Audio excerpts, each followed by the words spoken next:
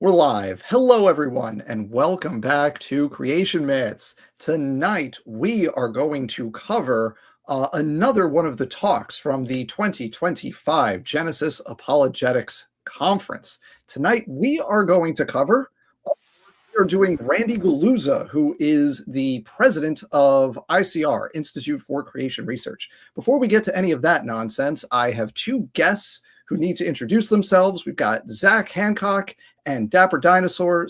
And I should say Dr. Zach Hancock and Dapper Dinosaur. So joining me for this one is an evolutionary biologist and a dinosaur. We're going to talk about Randy Guliuzza. Zach, take a minute to introduce yourself and please plug your channel while you do it. Hello everyone. My name's Zach. I'm an evolutionary biologist that specializes in population genetics. I have a YouTube channel at TalkPopGen, where I do a little bit of evolution education, some pseudoscience debunking, and then the history and philosophy of science, that sort of thing. I'm really excited about this one. I've been wanting to talk about Randy Guliuzza for quite some time with the whole CET stuff. I find just absolutely bizarre and really fascinating. Like, as a population geneticist, it's a very interesting idea. So very excited to finally get to address it. Thank you. And folks, I should note, Zach and Dapper are both linked down below. If for some reason you are here and you're not subscribed to either of them, remedy that immediately. Dapper, who are you? So I am possibly the least credentialed of all the science friends. But I'm also the oldest of the science friends, so I have that going for me. Basically, I am just sort 60 of million years. Well, yeah. Oh, right. Okay. Yeah, I was like RJ, but no, yeah, right. Yeah. RJ has nothing. You're all babies. Took me a minute. Yeah. So yeah, I run a channel where I most of what I do is debunking young Earth creationism, although not all of it. I've done some flat Earth stuff. I'm currently working on a geocentrism video series. I've done a little bit of pseudo-history, pseudo-archaeology stuff, but it's mostly young Earth creationism. And I think I was selected for this because I have gone through all of the papers that Randy Guliuzza cites that he thinks supports his continuous environmental tracking bullshit, and found that not only do none of them support it, they all pose problems for it. And I think that's why I'm here, is because I have spent far too much of my time trying to actually source critique Randy Guliuzza on this thing, which, by the way, I still don't know how continuous environmental tracking is even supposed to work at the most basic level, right? Because we know that there are genetic differences between different species, some of which are adaptive, and he has yet to propose any mechanism to actually change nucleotide sequences as a result of continuous environmental tracking. So I'm like, okay, you're not even at step one of this, of having this be an idea that we could test, right? So I don't know what we're doing, but anyway, yeah, that's me. Thank you very much. And here's the fun part with Randy Guliuzza, and as we'll talk about towards the end today, continuous environmental tracking. He doesn't know how it works either. We don't know how it works. He doesn't know how it works. No one knows how it works. Yeah. It's not even an idea yet. It's just wouldn't it be cool if we didn't have to do natural selection? Yeah, Randy, that would be cool. Yeah, it's a catchphrase. It's a catchphrase at this point. So before we go any further, just want to thank Meat Permits Tad for $2. Yay, 2 PhDs and a not a linguist. That's correct. That is correct. Yeah. That is technically correct, which is the best kind. So folks, just to remind you, this is a talk from the 2025 Genesis Apologetics Conference. This is one of many talks, and they are numbered according to where they are in the overall conference. The whole conference is linked down below if for some reason you want to subject yourself to the whole thing, as I have. And so we're not going to cover every talk in this conference, but we are going to cover the relevant science talks in this conference, of which, unfortunately, the one we are going to view now is one of them. So that's where we're going to get going, but we do have another super chat that came in just in that moment from Lieutenant Matt the Moose Broker. I'm assuming that's Lieutenant LT. Matt the Moose Broker for $5. I believe the key to understanding CET is being a blithering idiot such that big words seem very impressive. That does seem like it. That's fair. That's fair. You can also tell that's Lieutenant Matt because his profile picture is Lieutenant Matt from Star Trek, who is in fact a beluga whale. There we go. All right, so let's I have a whole bunch of time points that I went through and timestamped the whole thing, kind of annotated it, so I know what I expect to see here. But Zach or Dapper, if either of you have a specific moment that you've kind of pulled out, make sure you let me know when we get there so I don't accidentally skip it. And with that, let's put Randy on stage, and I'm just going to let the first 50 seconds play because it's just his what I'm going to do here tonight, and then we'll get into some, God help us, geology. Oh no. Blessing to be here, and this is my 3rd year in a row. Last year I was assigned the topic to speak on cutting-edge research, how it explains engineered adaptability, and believe it or not, they gave me that topic again. So I want because you sucked the first time. They wanted you to get it right. If you don't mind, I'd like to add a little bit to that topic and not only explain the cutting-edge research we're doing on adaptability, which I'm going to hold right to the end, but I would like to discuss 3 other areas of research that ICR is doing, and then give you hopefully a one-sentence answer to something you might hear, an objection or a pushback or an assertion that some evolutionists might claim one way or another. But first, I have... All right. Now he's just going to plug social media and various books that they have for sale and everything. Yeah. Before we get to there, I just want to, a couple things I want to note. First, linked in the chat on YouTube, bingo cards. It's a pinned comment at the very top of the chat. Bingo cards. Everyone should click that link and play along. And here's what you should do. If you're playing bingo with us, first of all, I've watched this. I know people are going to get bingo because he covers so much stuff in here and he just hits all the tropes. So you're going to get bingo. Play along with us. And when you get bingo, shout it out in the chat on YouTube. And then also tell us the things that got you bingo. I want to hear exactly what it is. So everybody, play along for bingo. And then also, go ahead. I was just going to say real quick, I also want to make the point that and I'll try to drive this home maybe a little bit later when he gets into it, but he's going to talk about adaptability, but nothing that he actually is going to present on has anything to do with the concept of adaptability, which has a very specific definition in quantitative genetics. And so I'll explain it when we get there, but I just want to point out that at no point is he ever going to say anything about what adaptability is, and nothing he presents on is actually about adaptability. But Zach, you're forgetting one of the best of the creation tricks from the Creation Trick series, which is just redefine words. This is true. This is true. Just have your own definitions for things, and then it doesn't matter. He actually never even supplies a definition, right? He just goes off as if he's redefined it. That could be another trick. Just say words without defining them. Just say words in any order without meaning. The thing is, if you watch enough Randy, it's not that hard to figure out what he means by adaptability.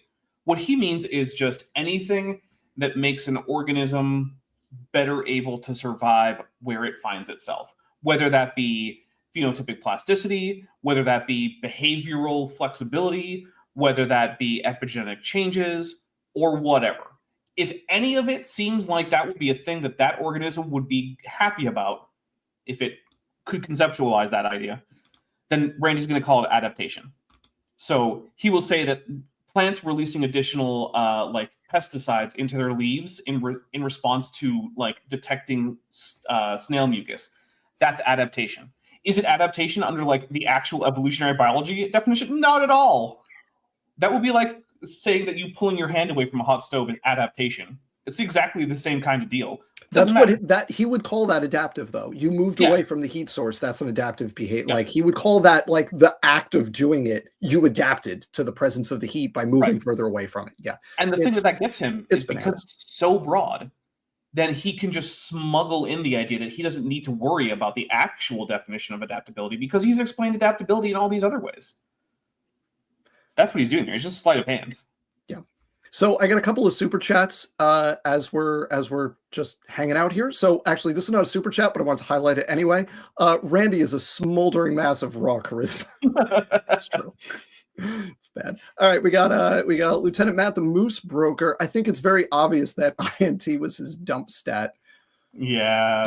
It's but funny. Somehow charisma is too. It's true. It's funny that he phrases it that way because I actually, when I do human evolution in class, because I'm a giant nerd. For those of you who haven't picked up on that, giant nerd. And so when I talk about the trade-offs inherent to human evolution, I talk about how we're min-maxing and we put all our stat points into intelligence and dexterity, and we dumped strength and constitution. Humans did. Yeah, we did. All right, and then lastly, we got from Petit Flower for $2 super chat for bingo. Thank you, I appreciate that. Bingo is fun. Everyone should play bingo with us. Let us continue on. I'm going to jump ahead because we don't need to watch the part where he's just like plugging social media and books and stuff. So now we can go to approximately 2 minutes and a few seconds. That'll be fine. And folks, you all know how this works. We're going to watch. One of the three of us will call a timeout at any point, and then we will dunk on Randy as we feel appropriate. Here we go. Where you can find us. Okay, I've done my duty to my organization, and I have covered those things, but let me talk about our geological research. This is pretty profound. Nobody, no college, nobody has done a research project along these lines. And what we're talking about is evidence. I know we're going to do the thing where we stop every 4 seconds, but the thing that he's going to show you has to do with a map of like showing the correlation of different layers in the geological column across like the planet.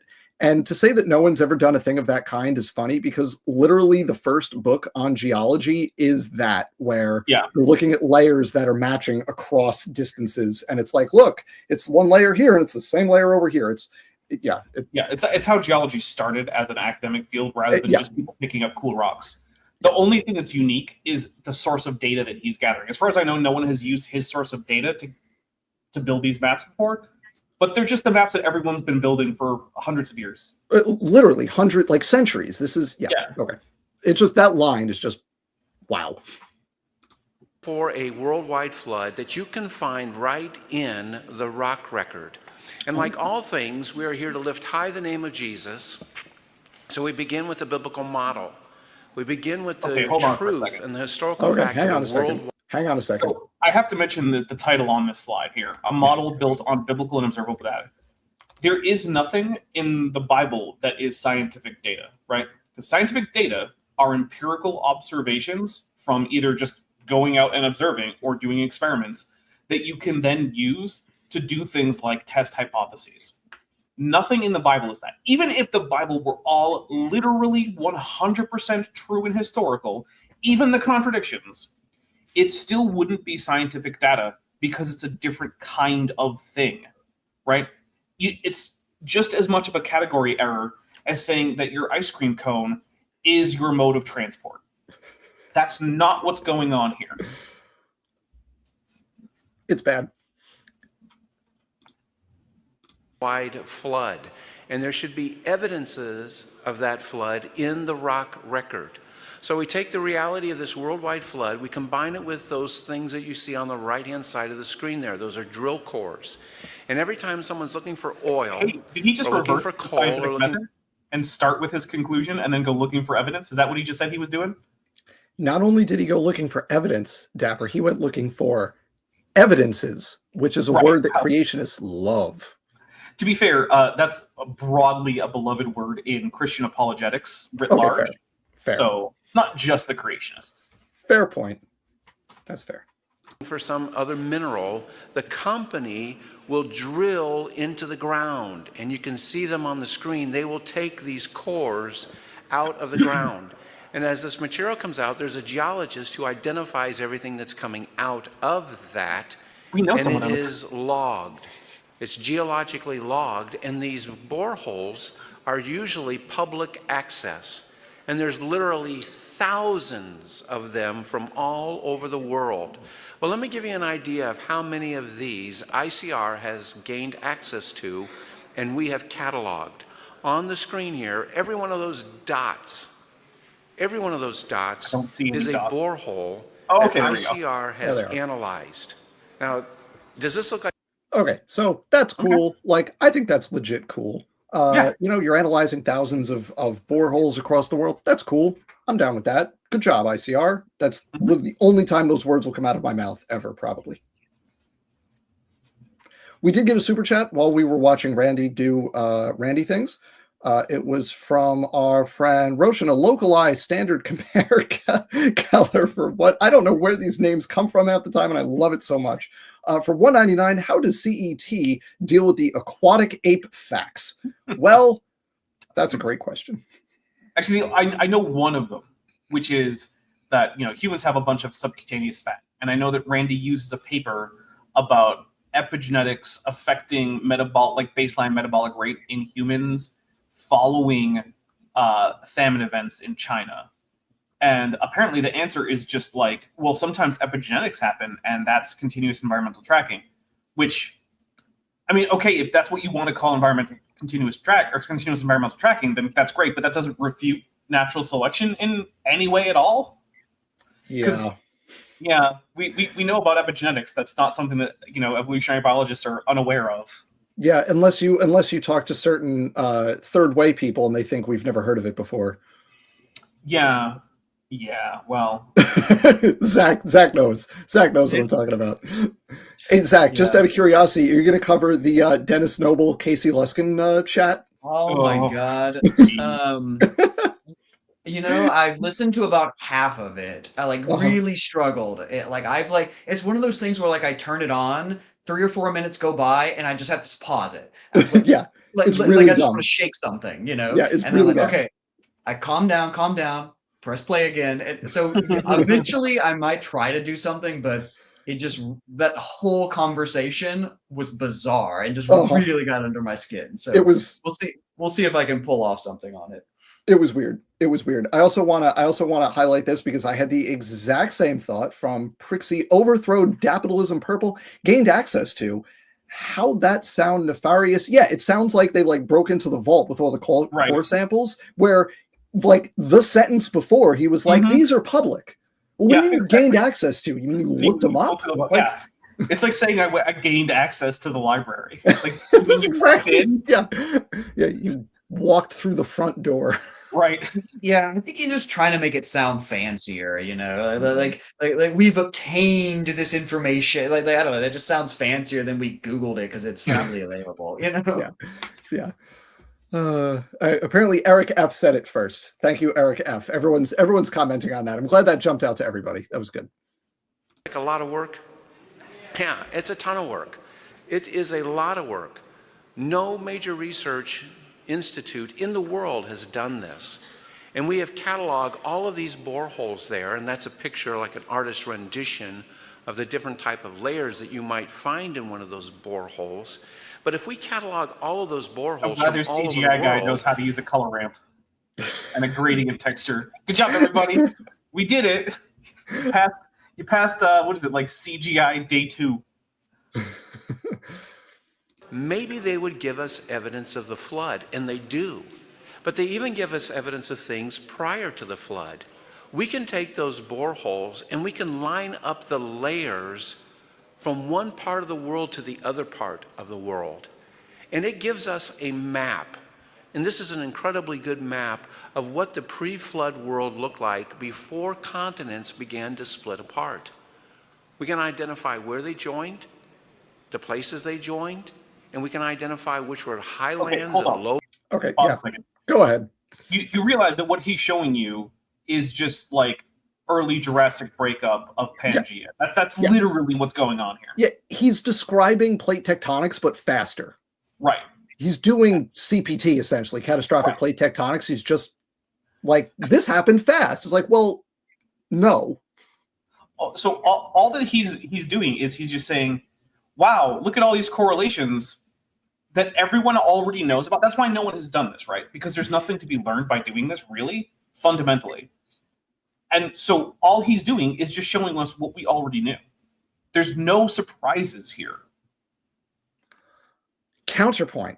This proves the flood. It literally does nothing of the sort. Because here's the thing, right? We know what to look for if there had been a giant global flood, right? we know what to look for. It would be some kind of like high energy deposit that's graded, it's thick, it's correlatable worldwide, except maybe for a few places where it's eroded away, which we could also find the erosion from that says that this is why you don't have it, right? Right, you would find the erosion where you have layer 1, 2, 3, but then in some places layer 2 has eroded away and 1 and 3 are directly adjacent. Yeah. So it's not a mystery, right? What we would expect to see if there was a global flood, and we just don't. It's just not there, right? Yeah. So we know there wasn't a global flood for the same reason that we know that there's no planet between, like, I don't know, Venus and Earth, because we looked around in the sky and it just wasn't there. So then what do? We said, well, there isn't one. Okay, great. And if you want to propose there is one, you're going to have to give data that isn't just reproducing the results that everyone else already got. Also, I'll just add, there's nothing there. Have you thought maybe there's something there? I'll just add to this. Again, I do not understand geology, not my field, but I do know, because when I was a kid, I learned about dinosaurs. I do know that there is a global, worldwide iridium layer from the asteroid impact from what was called at the time the KT boundary. Now it's the KPG boundary, right? From that asteroid impact, because it was a single global catastrophic event, and you can look anywhere in the world and there is that layer. It is there, and it's always in the same place relative to other layers, right? There is no such layer for a global flood in any place where creationists say the flood happened. Right. In fact, they often say that it's at the same place as the actual iridium layer, but then there's no mechanism for an iridium layer during a flood. How are you going to get an iridium layer from it? That is the dumbest thing. I mean, look, I know what their answer is. What's their answer? I don't even want to. So their answer is that during the flood, there was accelerated volcanism, and volcanoes, like volcanic ash, is higher in iridium. And that's true. It is higher in iridium. But not that much higher. Yeah. The problem is that when it's high, when they say it's higher than like the normal crust of the Earth in iridium. Yeah, which is virtually zero. Like very little. It's a couple orders of magnitude too low in intensity to result in the ash or in the iridium layer that we actually find. Right. So that's the first problem. And then the second problem is that the iridium layer is not volcanic ash. Yeah, no. So on both fronts, we're like, nope, that doesn't work. Yeah, it's clearly an asteroid impact, and we know the crater. It's right there. You can see it. The crater. Also, we know what floods look like geologically. We know what they look like. There isn't one.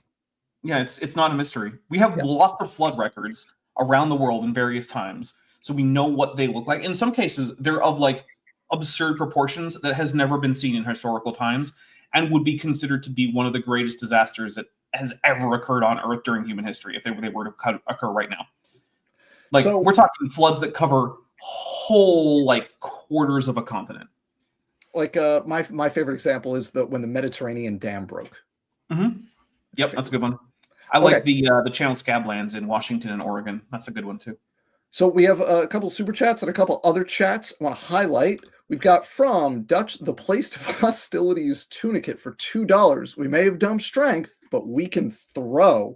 That's right. That's what the INT gets you, because we understand leverage in physics. There you go. When you're rolling to hit on a thrown weapon, it's actually dexterity that you're using for your modifier. Dex. Fine. Fair enough. Okay, we also have, I think this is a great idea, from Prixie Overthrow Dapitalism Purple. Zach, just live stream and watch it live. We can all suffer together. It will just have to be one of the times when I have more bandwidth and brain power. I've got too much stuff going on IRL to suffer through this. When you do it, I'm happy to sit there and suffer with you. It will definitely be a drinking game. Will be. We can all play bingo / drinking game together. Yeah. We got Maya just dead on. All he's doing is lying. Yes. Yeah. And then Lieutenant Matt for $2. Very generous, Lieutenant Matt, the Moose Broker. Don't feel like you have to keep super chatting. But rainbows give off iridium radiation. See, as a Starfleet officer, he doesn't actually need his money for anything, so he can just give it all to you. Look, I'm not complaining. I'm just saying, you don't seriously. I'm just sitting here screwing around, laughing at Randy Guliuzza. I don't deserve any money for this. Okay, let us continue listening to Randy. Lands, in which were the shallow continental type of oceans and the deep oceans. That is really good information. I mean, he's That's not really wrong. It just doesn't help. Fair enough, Randy, but whatever. Information. And on top of that, and this is really the punchline, we can figure out what these continents, the layers on the continents, look like after the flood, and we can even make some conclusions about the flood. And what you're seeing there, you're seeing several different layers. The yellow is the sandstone layer, and we can demonstrate definitively by this borehole log analysis that you can find the same sandstone layer on every continent on the planet. Yep. Pause that Same for a second. one. That's just geology. It is not only is it just geology, but I want you to notice that they all tend to cluster, except for Australia, which we're going to talk about in a second.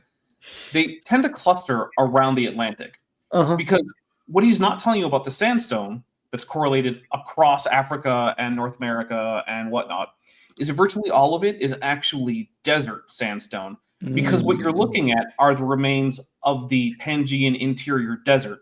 Because Pangaea was so big, moisture had trouble making it into the interior of Pangaea.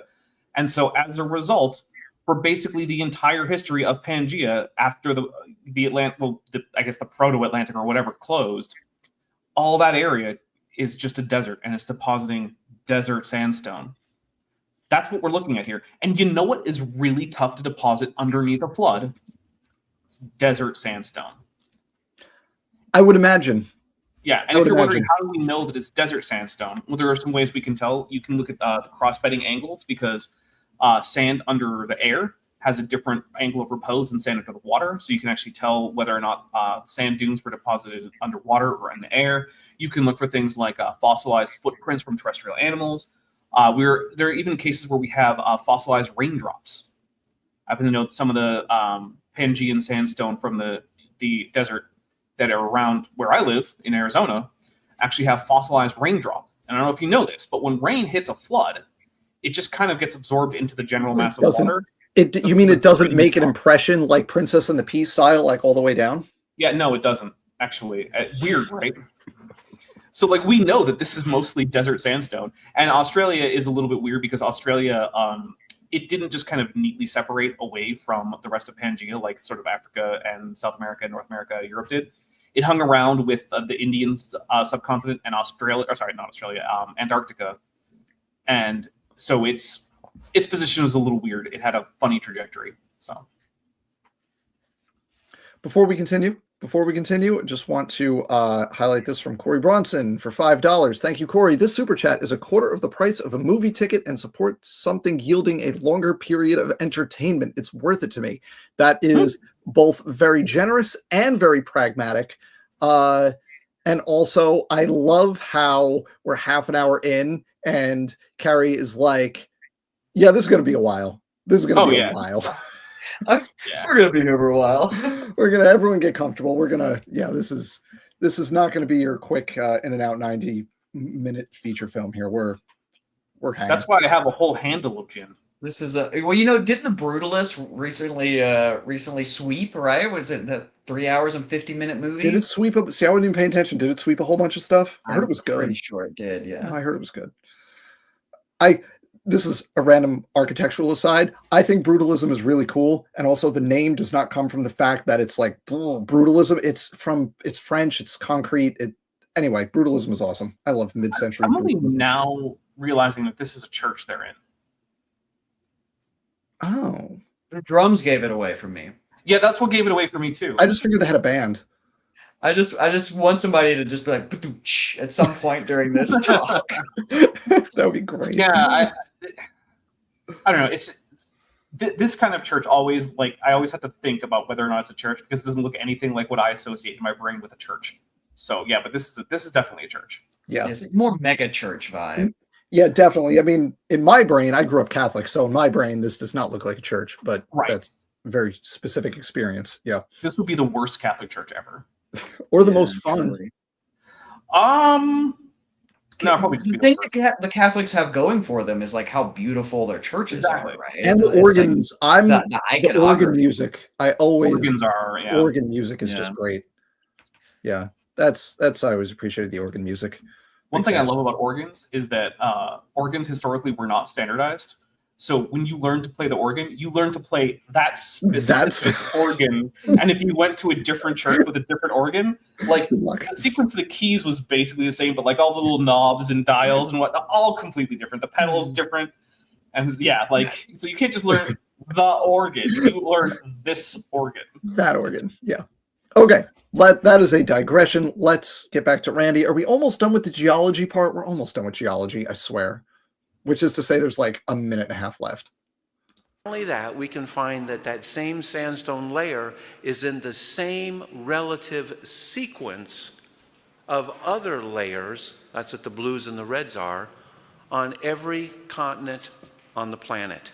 Wow, you And this is just a recapitulated little steno from the 1700s. Good job, Randy.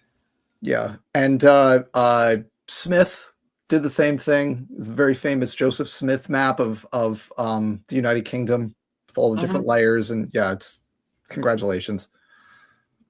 Snippet of the research. This goes all the way through the flood. So if someone was asking you for evidence for the flood, you could say this. Did you know, and they won't, did you know that borehole analysis shows the same layers in the same relative sequence on every continent on the planet? I did know that. And then you... Yeah, that's... Actually, technically I didn't, because I never really thought about like oil exploration boreholes separately from just geology in general. But if you had asked me, hey, do you think that oil exploration boreholes would show correlations in geological layers across continents? I would have said, well, yeah, of course they do. Yeah. How could they not? So let me get this another few seconds, and then I want to pause for a super chat. How would that happen? Pangea. What mechanism would do that? Wind. You will not have a comeback. But you can say, I just had two. Just had two. I just had two. Just had two. Two comebacks. Mechanism that would do that, that would be a worldwide catastrophic flood. Flood. If they were flood deposits, then yeah, sure. Unfortunately for Randy, they're not. They're not. They are not. So, you know, We got little bit of problem. A couple more comments to highlight here. I just, again, having grown up Catholic, I just have to appreciate meat permits Tad. I grew up high church Episcopalian, all the architecture, none of the guilt. Nice. Nice. And then you go, Lieutenant Matt, the moose broker, for another $5. Lieutenant Matt, thank you. How to confuse a worship pastor, teach them a fifth chord. I have listened to a lot of contemporary worship music, and that is accurate. That's funny. It's like, hey guys, how do we play church music? It's like, well, you learn 4 chords, and then you just play them in order, and every once in a while you mix them up just a little. You play it the way I play guitar. You learn the 4 chords, then you can play a bunch of songs. Yeah, exactly. All right. We're almost done with this section. I'm going to let this go to about 7:20, and then we're done with geology. I promise. Okay. Does that mean I have to shut up? No, and then it gets worse. Oh, good. And we can also show, if we were to go through this, that the flood was progressive in nature. In other words, it continued to rise for the first 150 days of the flood, just like the Bible says, and then the waters receded, and that it was a recent flood. On our book table in the back, we don't have very many of them, but there is a DVD called Carved in Stone. Carved in Stone. What year was this? And that will just... This was 2025. Okay, so he's talking DVDs, huh? Yeah, this was in February. I mean, why not just have... I think it was February. Get some Betamax tapes out there, Randy. We skipped the part where he made the joke about Twitter being X. We just skipped that part. Like, we're not up to... It's Randy. What do you want? I mean, as far as I know, Kent is still selling VHS tapes, so like, you know what, which Randy, is amazing. You're doing fine. It's fine. Don't worry about it. It's fine.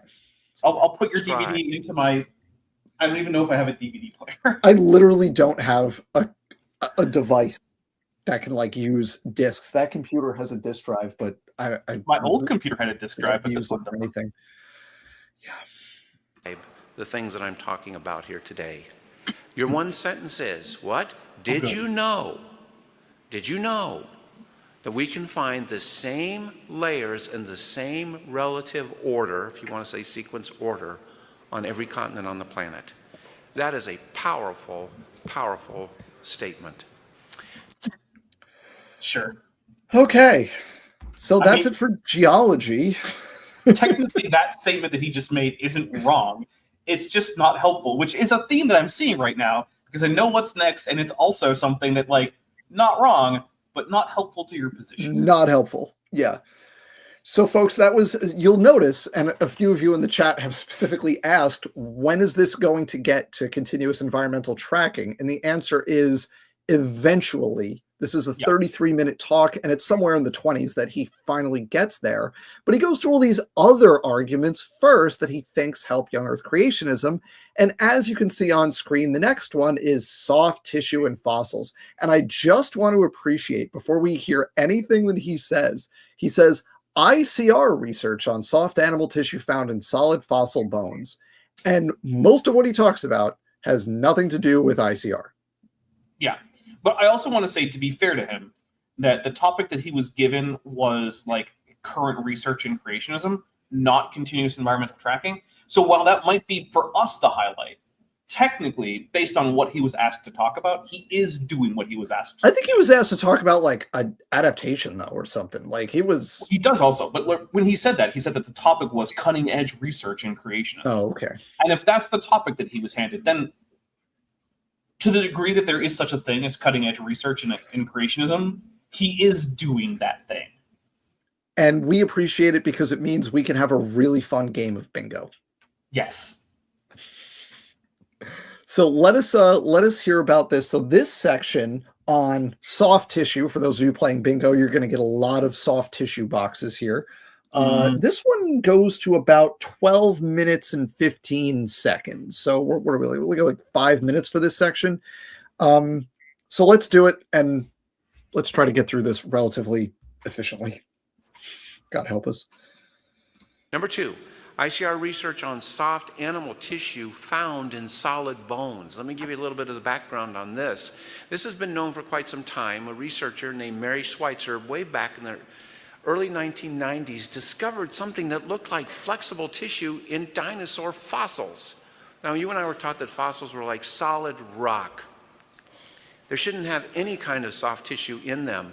And then in 2005, she found some more of this, and she found what looked like blood vessels, flexible blood vessels in these bones, and these bones were claimed to be 65 million years. There you go. Okay, so he's not going to read this, but he says incompletely fossilized T-Rex. That's not a phrase that actually means anything. So one of the problems is that outside of paleontology and taphonomy, people often use the words fossilized and permineralized interchangeably, but that's not actually how that works in paleontology. Fossils are the remnants of living things, whether it be body fossils or trace fossils, that are old enough to be fossils. And usually the cutoff is given as about 10,000 years. So 15,000-year-old mummified bird foot, that's a fossil, even if it has original soft tissue, even if it's not permineralized at all. So that's not what any of those words mean in the technical sense. And while I know that he's giving this talk to a lay audience, at no point do I think Randy actually understands that those words don't work that way in the technical literature. So what he's doing is giving you this weird fake impression that like this is like a fresh dinosaur bone or something. It's not. It was permineralized in terms of replacing the hydroxyapatite with other rocks. I don't remember exactly which ones. But even if it wasn't, you know what hydroxyapatite is? It's already just a rock. Like your bones are made of rock and collagen, basically. Bone is a mineral. Yeah. Mineral matrix. Yeah. The hard part of your bone is biomineral. It's a rock already. The not so hard parts of your bone are like blood vessels, collagen fibers, osteocytes, osteoblasts, all that nonsense. So it's just a little, it rubs me the wrong way as a guy who likes paleontology when he says incompletely fossilized T-Rex. It's like saying an incompletely fertilized embryo. Like it's either fertilized or it's not, man. Like what do you mean it's incompletely fertilized? It's just hanging out there with like the spermatozoa kind of poking through the cell membrane, but not really. What are we talking about here? That's all I have. Sorry. It's bad. Okay, let's see. Oh, you're going to love this. We're going to let this go for about a minute-ish, maybe longer. We'll see how much we could stand of the pictures he's about to show. Now, what's powerful about this is everybody on the planet has dealt with meat and skin and tissue. Everyone here has. And every one of us knows that it we're all rots made and of it, so decays. sure. In that way, yeah. Yeah. And every one of us, whether you have a PhD or not, intuitively would know that this tissue would not last for 65 million years. That's like an incomprehensible amount of time. Hey, intuition is a really dumb way to do science, Brandy. Intuition misleads you at least as often as it indicates the right direction in science. That's like the point of science, is to remove the biases inherent to intuition. Right. Intuition might tell you where to look for answers or what kinds of things demand answers in science. But if you're like, well, my scientific conclusion is intuition, that's just vibes, and science doesn't run on vibes.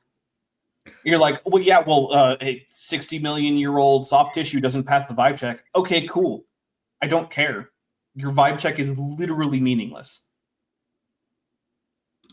But there it is. In 2005, she published a paper published in Science, and that's some of the pictures of the soft tissue.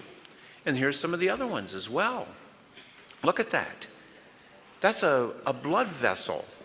Yep. But not only is it a blood vessel, it has what inside of it? A blood cell. Maybe. 65 but that's million not what Mary Schweitzer said. Years? Really? Yeah. Not only that, she found well, others. 66, but whatever. So the one thing I want to point out is that Mary Schweitzer, and as far as I know to this day, does not have data sufficient to conclude that these are red blood cells. What they are is degraded organic remains that are morphologically consistent with blood cells, with reptile blood cells specifically, which means, are they blood cells? Maybe. I personally think it's likely. I bet Dr. Schweitzer does too. But can we say, with the same confidence that we can say that those are blood vessels, that those are blood cells? Absolutely not. We do not have the data for that. If this was a thing that happened, because these fossils are only 4,400 years old, right? Because if they're flood deposits, there should be a lot of them, and ICR could probably get, Jeffrey Tompkins out there to futz around with these cells and the DNA inside them if they're there. Yeah, 4,400 years is not enough time to guarantee that there's no sequenceable DNA. We have DNA sequences that are 10 times that old. Yep. So if Randy were right about the timing here, then Jurassic Park should be possible. We should be able to clone dinosaurs. And before I know what many of you are thinking, you're thinking red blood cells don't have nuclei. Hold that thought. Give me 1 second. Look like nucleated blood cells with blood vessels. Mm-hmm. There you go. Well, to be fair, it's mammals that don't have nucleated. Right. So others do. Yeah. Yeah. Just wanted to make sure that was clear, though, that we're dealing with potential nuclei. Nucleated blood cells is the primitive character for tetrapod for vertebrates, basically. Yeah. Right. Yeah. Mammals are weird in that while they produce red blood cells, the cells expel their own nuclei. That is weird. Yeah. But you could fit more hemoglobin in them. It's true, and it's not like they're going to go on to reproduce afterwards anyway. They're being produced by other cells, whatever. So yeah. Whatever. All right, let's keep going. Her discovery caused quite a stir. Schweitzer's dangerous discovery, which Discover magazine said, she erased the line between past and present. You better believe it does. We drink for citing because everybody. Citing what? Pop sci. Always pop sci. Yeah, because here's the thing. It's not a dangerous discovery. That's what you call clickbait from the early 2000s when, physical magazine sales were still a real thing that happened outside of grocery stores. This is just some journalist working for Discover magazine being like, That would be a really cool. Look, it's even alliterated. Dangerous discovery. That's all that's happening right now. Nothing was dangerous. No one's career was ruined. Certainly not Dr. Schweitzer's. She became famous off the back of this. It didn't kill anybody. Like, Right. plutonium was a dangerous discovery. Yes. Right. So Radiation in general, especially if your name is Madame Curie. not the same thing. I think Joel Duff has a really good video on the history of like soft tissue in these fossils. That's really fascinating, and that we've actually known or like had indications of soft tissue in these fossils long before Mary Schweitzer came along, and that these things have been discussed since like the 60s and 70s. So I think this is like clearly the kind of thing that journalists would like to hype up. And then creationists always fall for hype because they don't know how to discern real science from hype. But yeah, I if you haven't seen it, definitely check out Joel Duff's sort of history of this. He's got like the whole hemoglobin challenge, right? That people should definitely. By the way, Randy should know that the first reports of possible collagen were older than Dr. Schweitzer's discovery, because the paper his own guy wrote about this that he's going to reference later includes a little summary of the history of the discovery of soft tissue in dinosaur bones, and the earliest report that they have in their own paper that Randy is about to cite is 1966. Yeah. All right, let us continue. Otherwise, we're never going to finish this. Understands you're not going to get blood cells, blood vessels, and these things lasting for 65 million years inside these vessels. Not only that, she found what looked like collagen. Well, now the response to this in the conventional community has been that, well, you're not really finding these soft tissues. You're finding biofilm. You're not really finding collagen. In fact, collagen. The response. It was a response among many, because you know what happens when you make a new discovery in science? You get pushback, and that's good. You should get pushback, because most people who think they've discovered something new are wrong. It's true. I'm going to jump ahead a little bit just to the punchline here with the paper that Dapper has alluded to a couple of times. So here we go. Really there. Well, a paper was just published in what people would call a conventional peer-reviewed scientific journal, Analytical Just Chemistry. get rid of the word conventional, and this and paper nothing was changes just about that published. Look, sentence. January 17th, 2025. And this paper demonstrates pretty clearly that this is actual collagen material in this Edmontosaurus bone. And what's also interesting is, if you look over on the authors of this paper, boom. So the paper does document the find of collagen, but the point of the paper is not the finding of collagen. It's an attempt to rule out exogenous collagen as the source, and to instead find a way to confirm that the collagen being found is endogenous, which that might be a bunch of big words people don't understand. So exogenous collagen would be collagen that is not from the animal in question. So this was done on an Edmontosaurus, and if you had exogenous collagen, that would mean some other animal had dug down to the bone or done something with the bone, and that collagen got in there, and now that's what you're finding. Endogenous means that it's actually original to the thing in question. So this would be the Edmontosaurus made its own collagen, and now that's what you're finding. But further, I want to point out they didn't actually find collagen. Nothing in that paper actually indicates intact collagen.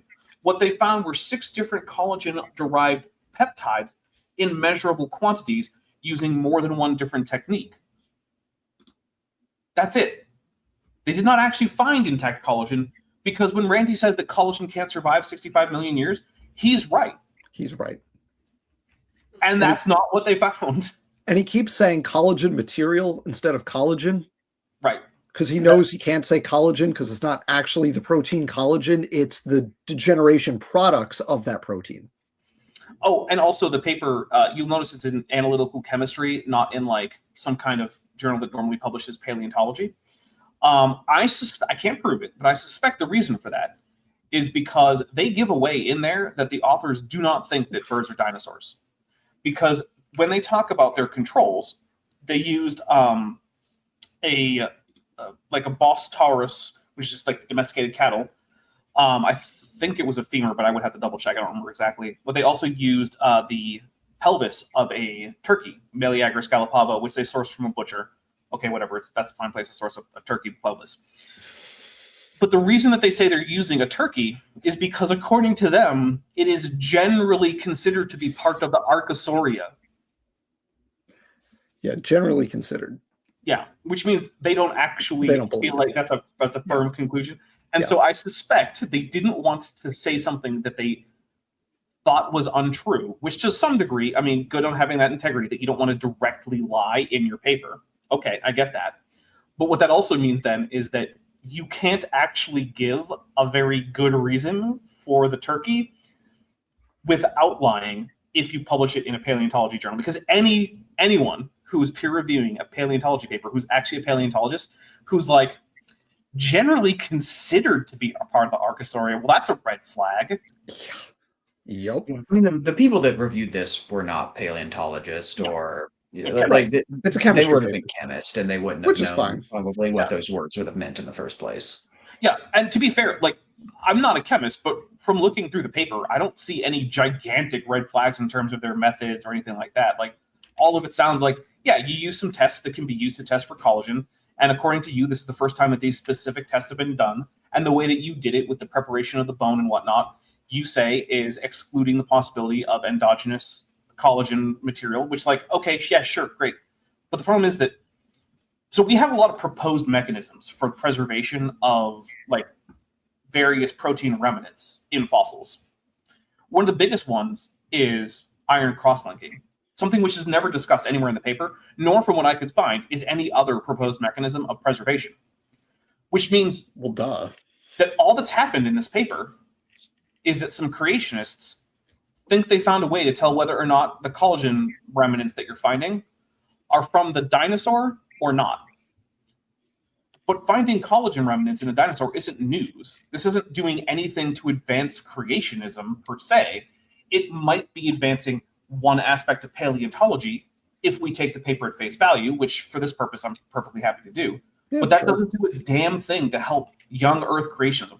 It doesn't refute the geological timeline. It doesn't refute common ancestry. It doesn't refute natural selection. It doesn't do any of these things, which, by the way, is how it gets published, because creationists will say, well, creationists do publish in real peer-reviewed journals. Look at these. But when they publish, those papers never actually have anything to do with demonstrating the distinctive claims of creationism. And that's the difference. Creationism never gets published. Creationists do. And that's a big difference. That's a useful thing to point out. Thank you. We do have a super chat that came in a little bit ago. Lieutenant Matt, the Moose Broker for $2. The Yek Cutting Edge badly needs a whetstone. That's really good. I like that. Yes, it does. Yes, it does. It's getting a little dull. All right. So I jumped a little bit ahead here. We're going to wrap up this little bit on soft tissue. And then we're going to do, you're all going to love it, folks. We're going to do human-chimp similarity. Ooh, fun. And that's like a long section, and we're not going to do the whole, like, 6.5 minutes of it. We're going to jump a little bit because we don't need to hear all of it, but we are going to see some of it. So let's just finish this out real quick, then we'll do that. That they find actual soft tissue still there. Some of these have blood vessels, some of them have blood cells, and a definitive paper was just published which shows actual collagen in these bones. Nope, and did you know that there's not a demonstrable method which can keep them around for 65 million years? Also wrong. How old must these bones be? That is a good question. That's a good question. Real quick, when he says there's no demonstrable reason, what he means is that no one has sat around for 66 million years to watch. It doesn't mean that we don't have empirical evidence of plausible preservation mechanisms that, as far as we can tell, can be extrapolated to that timeline. Because we do. Yeah. We absolutely do. Iron cross-linking, which I just mentioned, is one of the biggest ones, right? And also, I want to point out, this Edmontosaurus was found in the same formation as the T-Rex femur that Dr. Schweitzer was working on, which means the chances are that it's the exact same preservation mechanism. Do I know that? No, because you know what the creationists who wrote this paper didn't talk about a single time? Any potential preservation mechanisms. Because they don't want there to be. Because they don't want to. Yeah. They're not supposed to exist. Yep. All right. Here we go. So for this little bit, we're just about at the end of this little piece here. For this next one, I'm going to let it go for a little bit because, well, you'll see. But we're going to go to about 1308, and you'll see. Have an answer to that. Wow. Oh, wait, sorry. I lied. First, I just want to point out that they messed up the title on this slide, and they left the research on soft. They left the soft in there, right, before going to the alleged genetic similarity. I just thought that was funny. Proofread your slides. Have someone else look them over.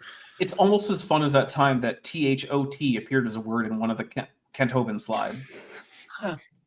He meant THOUGHT, but he just put THOT, and that was what was in there. And it was like, oh no. Okay. Okay. Those are two biggie projects. Third, chimps and humans are claimed to be genetic cousins because we're claimed to have really, really high genetic similarity, anywhere between 98 and 99% genetically similar. And I have to say, if that were true, then that would be a pretty good argument for common ancestry. Okay, let's just put a pin in that one and just put that in. Keep that in your folder for future use. Just that little bit right there. Just hold that. And it's persuasive to a lot of people in colleges and universities. And they'll hear it everywhere. In fact, just a few years ago, The Conversation had an article which was titled this, Bang, How to Slam Dunk a Creationist When It Comes to the Theory of Evolution. And they gave all kinds of reasons. That's like 8 years ago. I know, it's not a few years ago, but whatever. I know. This part is really good, folks. Just wait till you see what he quotes as the problematic statement here. Just wait. On how to slam dunk us. And reason number one was this. It's printed really small, so I'll blow it up. Boom. Humans share 99% of their genes with chimps, our closest relatives. Hold on, pause it. I want everyone This is true. This is literally true. Focus on the word genes. Yeah. Right? The word genes is important there because nothing that Jeffrey Tompkins has done has in any way changed this. Because remember, this isn't even just reporting that 99% of this coding sequences are the same. Genes. It's just counting up the genes. Hey, out of these 100 genes for different proteins, how many of them are shared across humans and chimpanzees? And the answer is, out of every 100 genes that you find in the human genome, 99% of them are also going to be a gene that exists in the chimpanzee. Are they different? Do they have different sequences? Yeah, usually. Yeah. But are they producing the same basic protein? And the answer is yes. It's the same gene. It's the same gene in the same place in the genome. Right. Over 99% of the time. Yes. Nothing. Yes. Nothing at all that Jeffrey Tompkins has done has even assessed that question as to whether or not that is an accurate count. He hasn't even tried to address it. Go ahead. I just want to take maybe a bigger step back here. I have found this entire saga just really wild because evolution says that we are all related. All living things are related. We don't sit here and debate about how what's the genetic similarity of us and bananas, or we don't debate the genetic similarity of us and bacteria. All living things are cousins. And why are we just fighting about how close the closest cousin is? I just don't understand it from I don't know, the meta argument is if it's 98 or 90 or 80, the point is that we are all cousins, right? Right, but Randy gave away the reason why he thinks that this is something to talk about. It's because it's persuasive. Fundamentally, it's not actually about how much this helps in terms of the evidence of common ancestry. Because we all know that the evidence of common ancestry for all life on Earth does not rest on a particular number for the similarity of chimps and humans in some measurement of genetic similarity. It's the entire pattern of genetics, morphology, the fossil record, all of that stuff, right?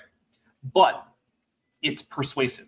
This particular fact is getting people who are otherwise sympathetic to young Earth creationism, who are going to college and taking biology courses, to say, oh, okay, hold on. Well, that does seem like that would indicate common ancestry between humans and chimps. So Randy doesn't give a single fuck about convincing you, Zach B. Hancock, that evolution isn't true. Hey, I just want to say, I had our F-bomb in reserve for a part that's coming up in a little bit. So I'm just going to reserve the right to the next one. Okay. Just want to put that out I'll try not to say it again. But that's the thing. Steal it. It's persuasive to college kids. That's who he's concerned about, because a large portion of his, the evangelicals in the room have kids or grandkids who are going to go off to college, and they're going to learn science. And they're going to abandon, at the very least, the pseudoscience that they were taught. And because of people like Randy, who taught them that this was a key aspect of their religion, a large subset of that group are also going to abandon Christianity. And that's what he cares about. He doesn't care about Zach B. Hancock believing him, because he knows you're never going to. No, but the point is that I also teach college students, right? And the way that I teach evolution is not by telling them, by the way, evolution is true because you are 99% related. Like, the whole narrative is wrong. Like that's, I guess, what kind of rubs me the wrong way is the presentation is just like fundamentally, it's just made up. It's just fiction. That's not the way we teach evolution. Zach, are you telling me that creationists don't accurately represent what goes on in college biology classrooms? I fear that I might be saying that. If I'm saying the sky is blue. I get this is my shocked face. I can't believe it that they would misrepresent what happens in class when we teach evolution. Also, to some extent, this comes out of a poll that was done a while ago now, in which people who were in college who had abandoned Christianity and who had been regular churchgoers as earlier in their lives were like polled about why they left Christianity. And I believe it was the most common, although not the majority answer, was the evidence for human-chimp common ancestry. I have a couple chats I want to highlight here. A couple chats I want to highlight before we move on. First, two from Prixie Overthrow Dapitalism Purple, talking about this similarity stuff and how everything is connected, except maybe viruses. If you call those alive, I just like to point that out. I do too, because viruses, unlike cellular life, are polyphyletic. So all cellular life is monophyletic. Viruses are not. And then that leads to Prixie's second comment here. Some viruses are maybe not related to other living things. I would say definitely not related to other, let's say, cellular or viral living things. So we know what that looks like. Exactly. We know what monophyly for a large group of living things looks like, and we know what polyphyly for a large group of living things looks like. Viruses are polyphyletic. Cells don't look like viruses. They look different. They're monophyletic. You're just assuming starting conditions? I'm going to reach through the screen and punch that dinosaur in the face. We know what it would look like if like there were multiple original lineages, right? I mean, that's effectively what viruses are, is that it would appear as if a virus emerged almost de novo, like from not a virus many times. If you try to do phylogenetics with viruses above like class or order, it breaks down. You literally can't do it, because each, depending on the level you assign, class or order of viruses is in actuality independent of all the other ones, right? Yeah. So when you try to connect the internal branches to assign common ancestry to those groups that don't actually share it, it's chaos. Phylogenetically, you can't resolve it. You don't actually generate phylogenies. So what we're all joking about here is this ongoing discussion that has to do with common ancestry versus separate ancestry and what that looks like phylogenetically. And you can't just like set the starting states to make it artificially look like there's common ancestry if there isn't actually common ancestry, because you can't fake those internal branches of the tree. It doesn't look the same if you start at a certain level and then just kind of pretend from there. It doesn't work. And viruses show us what it looks like when you have these separate ancestral points, and it doesn't look like what cellular life looks like. It's viruses are great because they show us what separate ancestry looks like. It's a really cool test case. Yeah, it does. And they also tell us a lot about our own genomes and about how genomes themselves evolve. Like a lot of viruses are related to like transposable like retro elements within your genome, right? Like your introns were probably originally a viral type element, a sort of transposable element. Retrotransposons are like the base of a great many viral families. So it's really fascinating to think about this sort of how viruses can have emerged from within cellular life, or if it emerged like from like outside of cellular life and invaded it, right? Because it's like it's this really interesting problem. This is my lab in grad school was virus evolution, so like I could spend You don't even want to know how many hours talking about this, but there are groups of viruses that I think are descended from cells. There's a group of viruses called the NCLDVs, the nucleocytoplasmic large DNA viruses, that I think it's persuasive that those are basically like a fourth domain where they are descended from the same common ancestor as the 3 cellular domains. But then there's other groups of viruses that are definitely not that.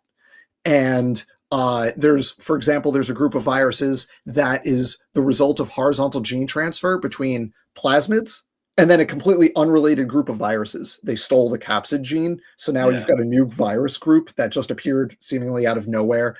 There's a bunch of different examples that are similar to that, and there's also viruses that probably go back to about the same time that cellular life originated.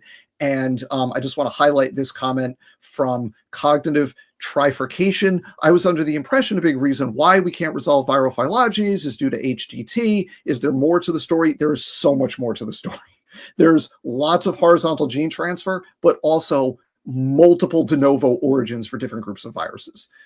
It's chaos, and that's why I love it.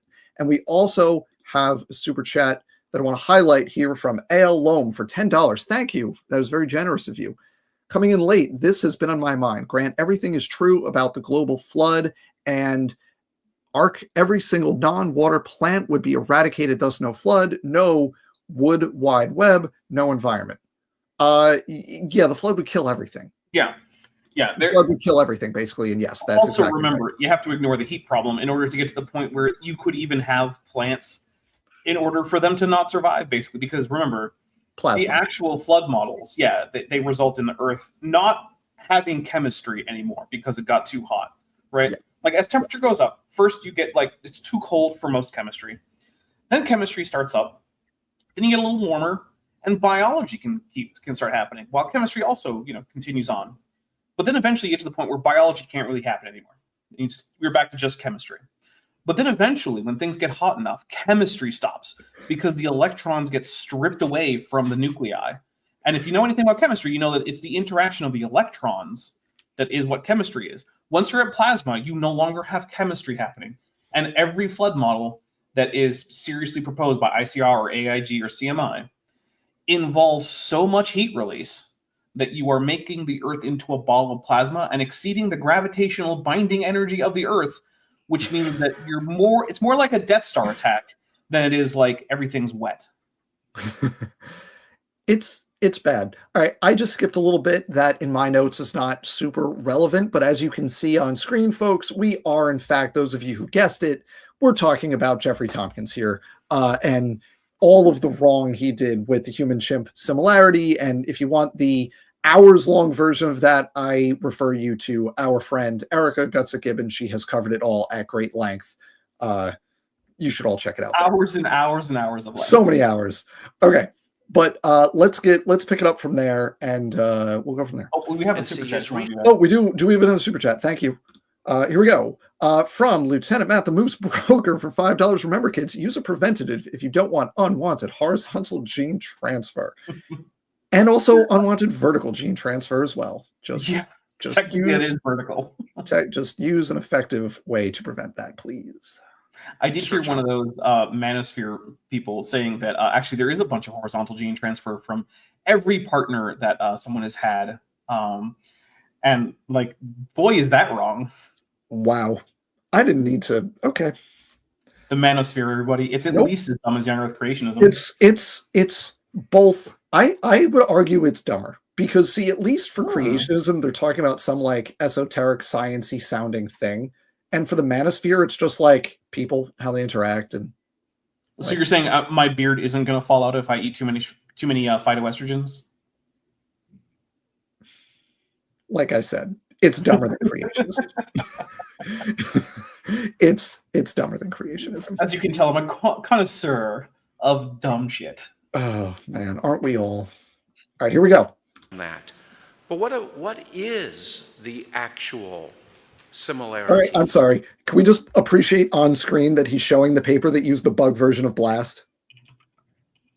Yes, yeah, where it was down to 70. Yeah. And also, another thing I want to point out is when he says, what is the actual similarity? And he's doing this Jeffrey Tompkins is not doing what that article was. Nope. That article was talking about how many genes are in common, Jeffrey Tompkins was failing, but attempting to do a whole genome comparison at a mutation by mutation level. That is not at all the same thing. And the fact that he is getting a different number should be expected just on the face of it, because it's not the same comparison, right? It's just like if I said, okay, how much shorter or taller is Dan than me? And then you come in and you say, okay, well, they might only differ in height by 7%, but their mass difference is some other number. Who cares? That doesn't make the height comparison wrong. Well, you're a reptile. You're a reptile, and I'm a mammal, so I have infinitely more hair than you. Right. It's just like you're not comparing the same thing, and pretending that you are can either only be profound ignorance of just very basic level genetics. We're talking like high school level genetics, or it's just lies. And the thing with Randy is Randy doesn't have any background in genetics, so I can't rule out that he's just incredibly dumb. But Jeffrey Tompkins though. Tompkins is lying to you. Tompkins is lying. And with that, let's continue. Well, this also takes a lot of research, because in order to do it, you have to look at all of the chromosomes, and you have to look at large segments of DNA. And I'm going to just skip ahead a little bit, because we don't need to hear about Tompkins, because again, Tompkins was like wrong in every way, which is Tompkins bad. Did he say chromosome with an N? I don't think so. Maybe, I don't know. Okay. All right, let's pop up to about here. Let's see. Similarity was down around 80%, maybe 80 to 85%, and this has not been refuted. Has not been refuted. There hasn't been a paper that's come out. Okay, when he says there hasn't been a paper that's come out that's refuted Tompkins, on the one hand, it's kind of true, right? Because as far as I know, no one has published an actual paper in an actual peer-reviewed journal responding to Tompkins, but that's primarily because Tompkins hasn't published any of this in any peer-reviewed articles in the first place. So, like, it's kind of like asking, like, hey, why isn't there a peer-reviewed paper in a geology journal refuting Roger from Mud Fossil University, who thinks that the entire west coast of the United States and just North America is a giant scorpion? Yeah. Well, first of all, why would there be? Yeah, he why does. Does anyone feel the need? Randy does specifically say in here how both the Journal of Creation and the Answers Research Journal are peer-reviewed journals. No, they're not. And no, they're not. No. They're peer-reviewed in the sense that well, they're reviewed by the peers and the creations. Right. they're not peer-reviewed in the sense of like rigorous analysis of the claims, which are then sent back when they're found to be incorrect or their methodological flaws or anything. Right. That doesn't happen. And one of the ways you can tell is because papers that are at least as rigorous as the papers that are published there aren't published there if they contradict young Earth creationism. And we have concrete examples of such papers failing to be published. And I'm not talking like given notes for revision. I'm just talking about ghosting people for years and then saying, I don't need to give you a reason not to publish this. Mm-hmm. That's the kind of not publishing that happens. About. Yeah. Yep. All right. This is the part. This part. Just I'm going to let this play for about a minute and just let it ride, and then we can complain about it. Trust me. Okay. I'll shut up. That has refuted this. And in fact, the situation has gotten worse. And it hasn't even gotten worse by research at ICR. In 2023, late 2023, major sections, in fact, whole chromosomes were compared at the end of 2023. And Dr. Tompkins reported on this last year, where it was a full sequence Y chromosome.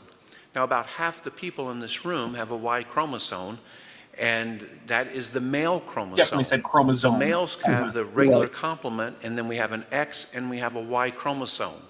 Under the influence of that Y chromosome during development, you will develop into a male. If you have an X and an X, you are a female, and under development, you will develop into a female. By the way, there's only two sexes. I know where this is going. I mean, wow, okay. I don't know. Are you cheering because I said two or I said sex? Hang on. Anyway, so there's only two on that.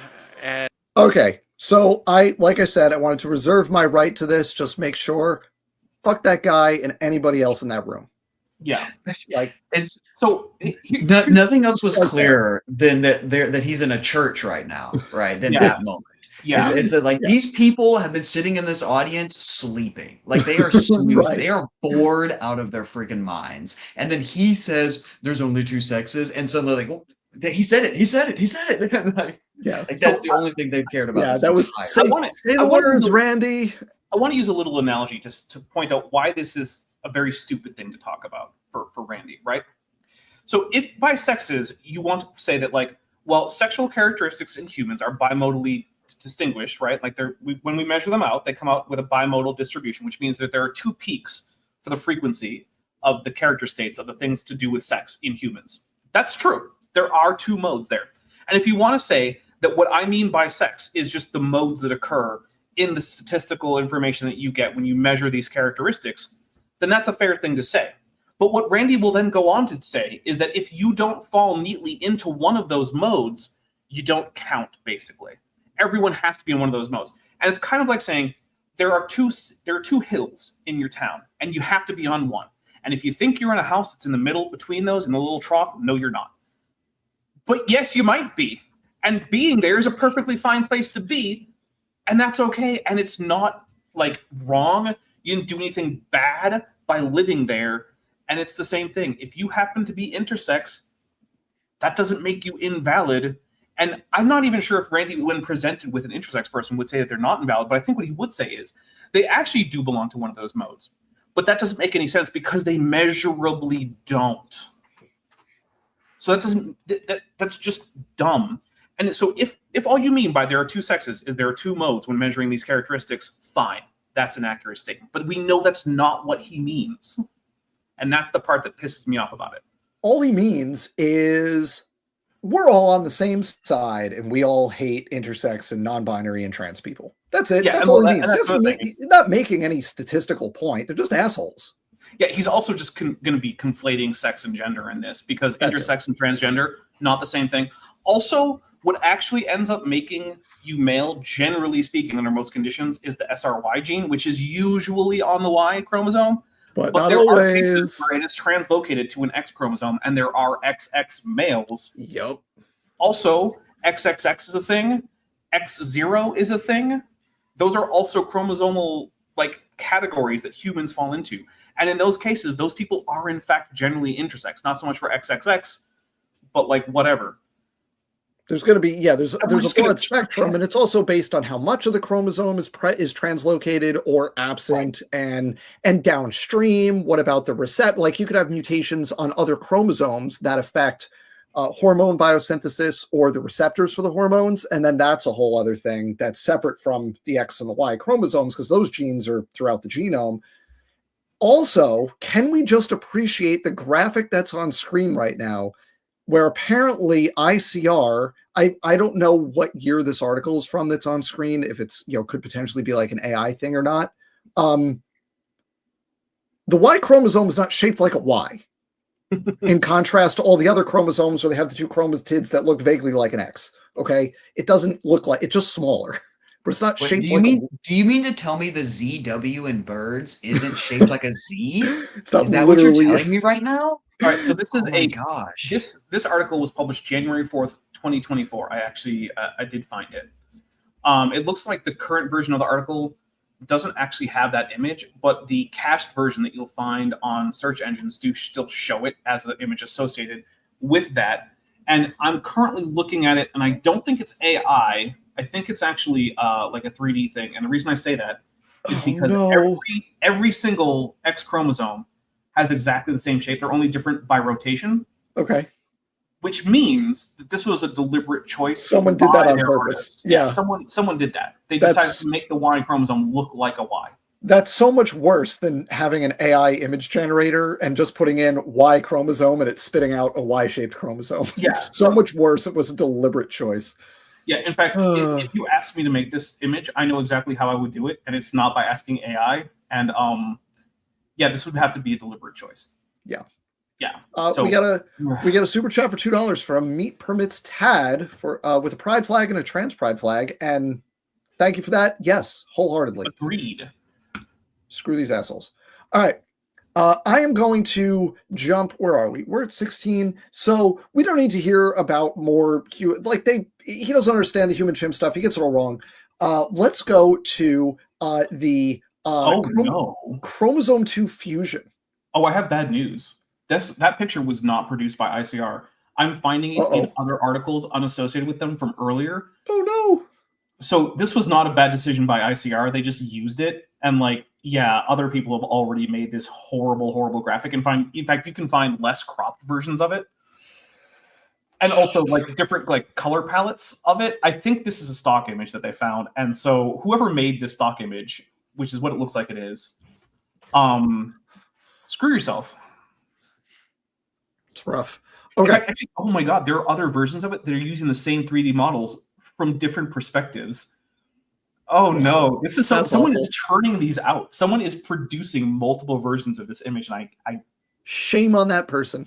All right, let's keep going. We actually have less left than you think because a lot of the tail end of this video is pointless. So let's do a little bit chromosome 2 fusion, and there's only 3.5 minutes of this, so we can bang this part out fast. It's bad.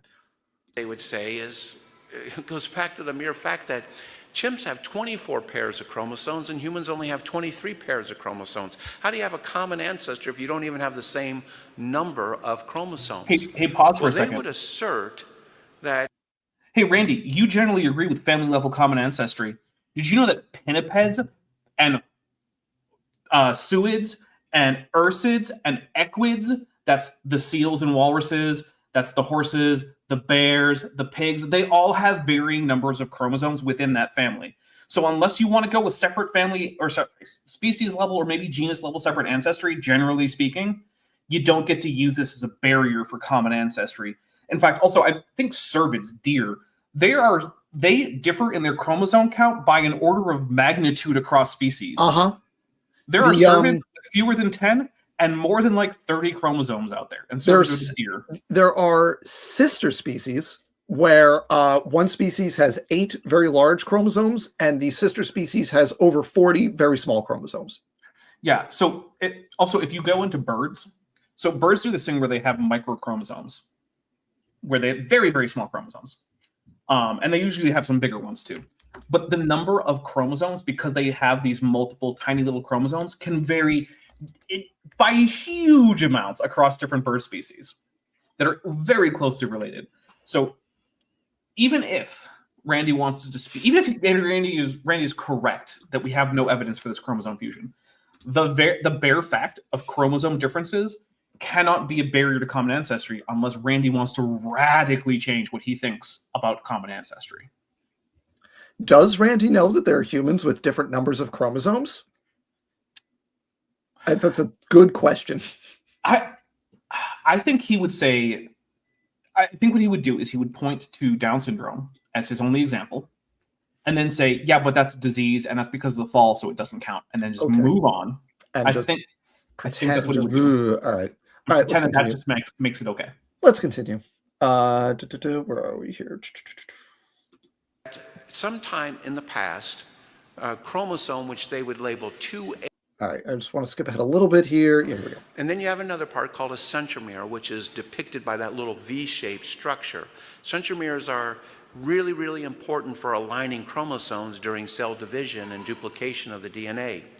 So if human chimp 2 fused with together, 2A and 2B fused together to make 2. What's up, Zach? I was just there. It's really about the kinetochore connections more so than the alignment. The alignment is based on sequence identity and homology, not by the centromere. Well, it doesn't. I'm just muttering under my breath. Are you expecting Randy Guliuzza to understand the subtleties of synapsis during meiosis or something? Well, it's kind of important when we're thinking about fusions and fissions of chromosomes, right? Because if the centromere is the only thing, but it's actually about homology, then you can actually fuse and break apart chromosomes and they can still align, right? That's what you're doing is you're letting the data get in the way of Randy's rhetoric, and that's something Randy would never allow. That's like rule number 1 of Creationist Club. Don't worry about the data. Just go. Yeah, the rhetoric is all that matters. The data only matter to the level that they help your rhetoric. The minute they don't positively help your rhetoric, you either lie about them or you ignore them. That's it. Those are the only options. Here we go. You would expect to find some structures. You would expect to find a fusion site, and you would expect to find a cryptic centromere, because the chromosome only has one. So I'm gonna like save time with this and just say we find those things and he lies about it. I'm just gonna like spoil it for everybody. We don't have to watch the 2 minutes of him doing that. Like, yeah, we find that stuff is there. You can look at the sequences; it's there. There's one point he makes that I want to talk. We're gonna get to the gene part. Don't worry. Well, it's not that. I want to talk about go ahead. something that he says about the centromeres. So one of the things he says in order to dismiss the idea that the cryptic centromere is in fact a cryptic centromere is to point out that it's very short compared to other centromeres. To which my one response is, gee, so some part of the DNA that's not actually under any selection or useful to the organism at all might have had deletions over the course of evolutionary history? Wow. If only anyone had ever thought about that. Yeah, of course it does. That's what a bunch of DNA that's not doing anything tends to do. It mutates a lot. And one of those kinds of mutations are deletions. And if there's a deletion in a part of junk DNA, there's no reason for it not to persist. We would expect the centromere that's not active to degrade in some way. And shortening is one of the ways in which non-functional reasons of DNA can degrade over evolutionary time. It's not surprising, Randy. It's and it's in fact just from like a population genetic perspective, it's what you would expect to happen because it's like, like selectively favorable because you're saving on metabolic costs by reducing the metabolic load of maintaining junk in effect. So it's not like there's a strong selective pressure here, but like if the mutation does occur, it does provide a slight metabolic advantage to that cell. So Oh, hey, Bread of Life is in the chat. Hi, Bread of Life. Hello, Rebecca. Okay, let's do this for like another minute and change, and we'll talk about the gene at the fusion site. Not chimp. Here's really probably the nail in the coffin. He just reminded me of something. Go. He also said the sequence isn't chimp. Randy, the hypothesis is not that humans evolved from modern chimpanzees. It's that chimpanzees and humans share a common ancestor. So you wouldn't expect to find characteristic chimpanzee sequences anywhere in the human genome. No, Dapper. The derived state is the human genome, and the ancestral state is the chimpanzee genome, and that's just how it is. You were going to reach through the screen and punch me? I Do you remember that? I remember that, yeah. Yeah, also, I just want to point out... Your arms are too short. That's true. I can bite, though. Just try. You can't reach. I'll bite. I have a very sharp teeth. Here's the thing, right? Generally speaking, chimps are actually more derived than humans at a molecular and in many cases even a morphological level. Yeah. So when people say humans and chimpanzees evolved from a chimp-like ancestor, it's actually more accurate to say that they evolved from a human-like ancestor. Yeah. Which aside, we don't have time, but that also has implications for the waiting time problem. We don't have time. We do not have time. We're not going to do it. I won't touch it. But that is also part of the deal. So let's talk about this briefly. Let's just do it, Randy. When Dr. Tompkins checked the fusion site of the supposed alleged fusion that happened in the past, it is not an end-to-end portion of DNA that you might expect, capping DNA. What he found in the actual fusion site was a gene, not just an old dead gene, but a gene that is actively transcribed today, and you use the product. No, you don't. No, you don't. Also, I want to highlight something Bread of Life said. What should I highlight? I think it's her most recent chat. It's frustrating, that one? Yeah. There you go. It's frustrating that they insist on this gender binary in the most unloving way. Mm-hmm. I agree with you 100%. And that is, Rebecca, I really, really wish that you could get your position on this to just get spread through all of evangelical, or just Christianity generally. Because everybody. The current attitude that is largely ubiquitous in a lot of Christian groups, it's not just dumb and hateful, it's directly harmful. People die because of the position on gender that Randy Guliuzza has. And so I just want to say thank you for not doing that and for trying to spread the ability to love people and meet them where they are and to not condemn them because they don't conform to the gender ideas that you think people should have from some kind of tradition.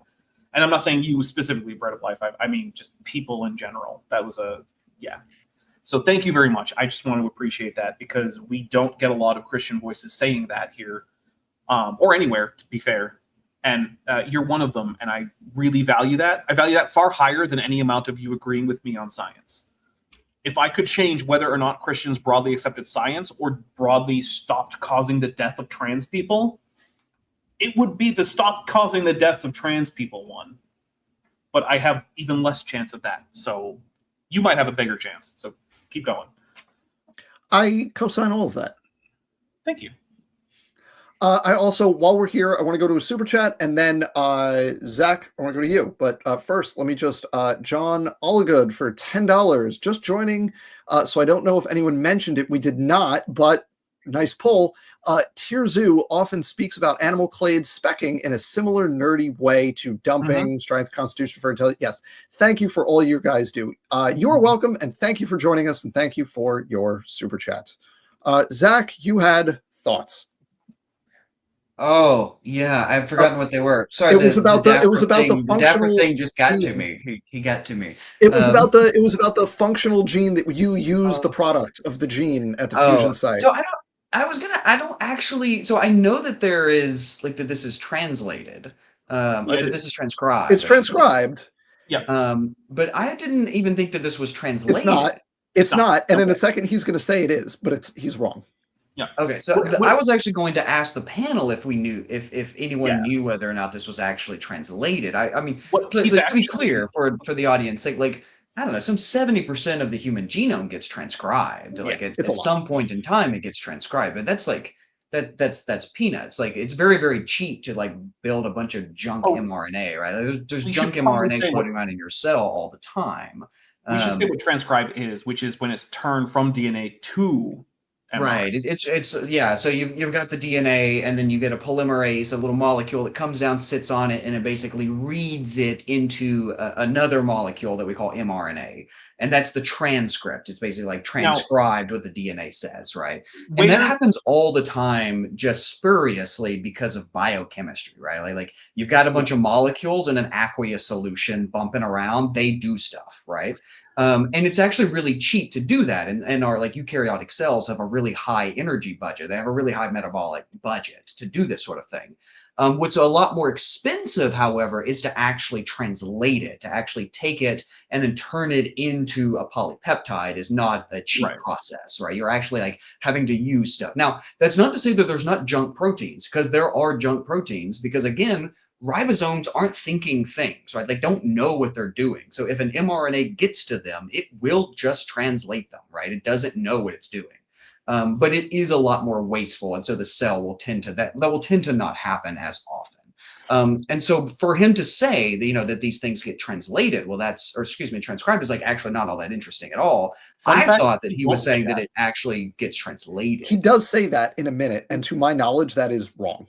I would say he doesn't say that, but he does something worse. But also, I have one quick question for Zach, which is, where in this process of creating mRNA does the Bill Gates microchip get inserted? That's actually right at the injection site. Oh, okay. Yeah, got it. Sorry, Dan. I'm here to make you suffer. You invited me on. You knew.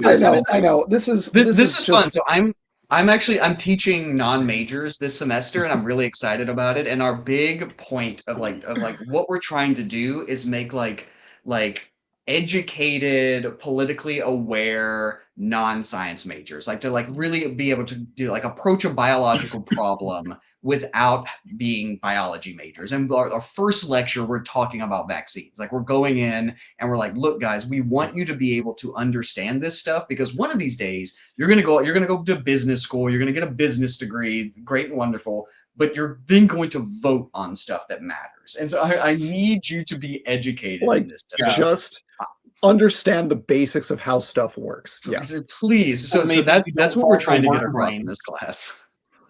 if a worm brain guy says it, you should think double about that in terms of science. You should really think about that. Okay, I'm gonna let this play for like Okay.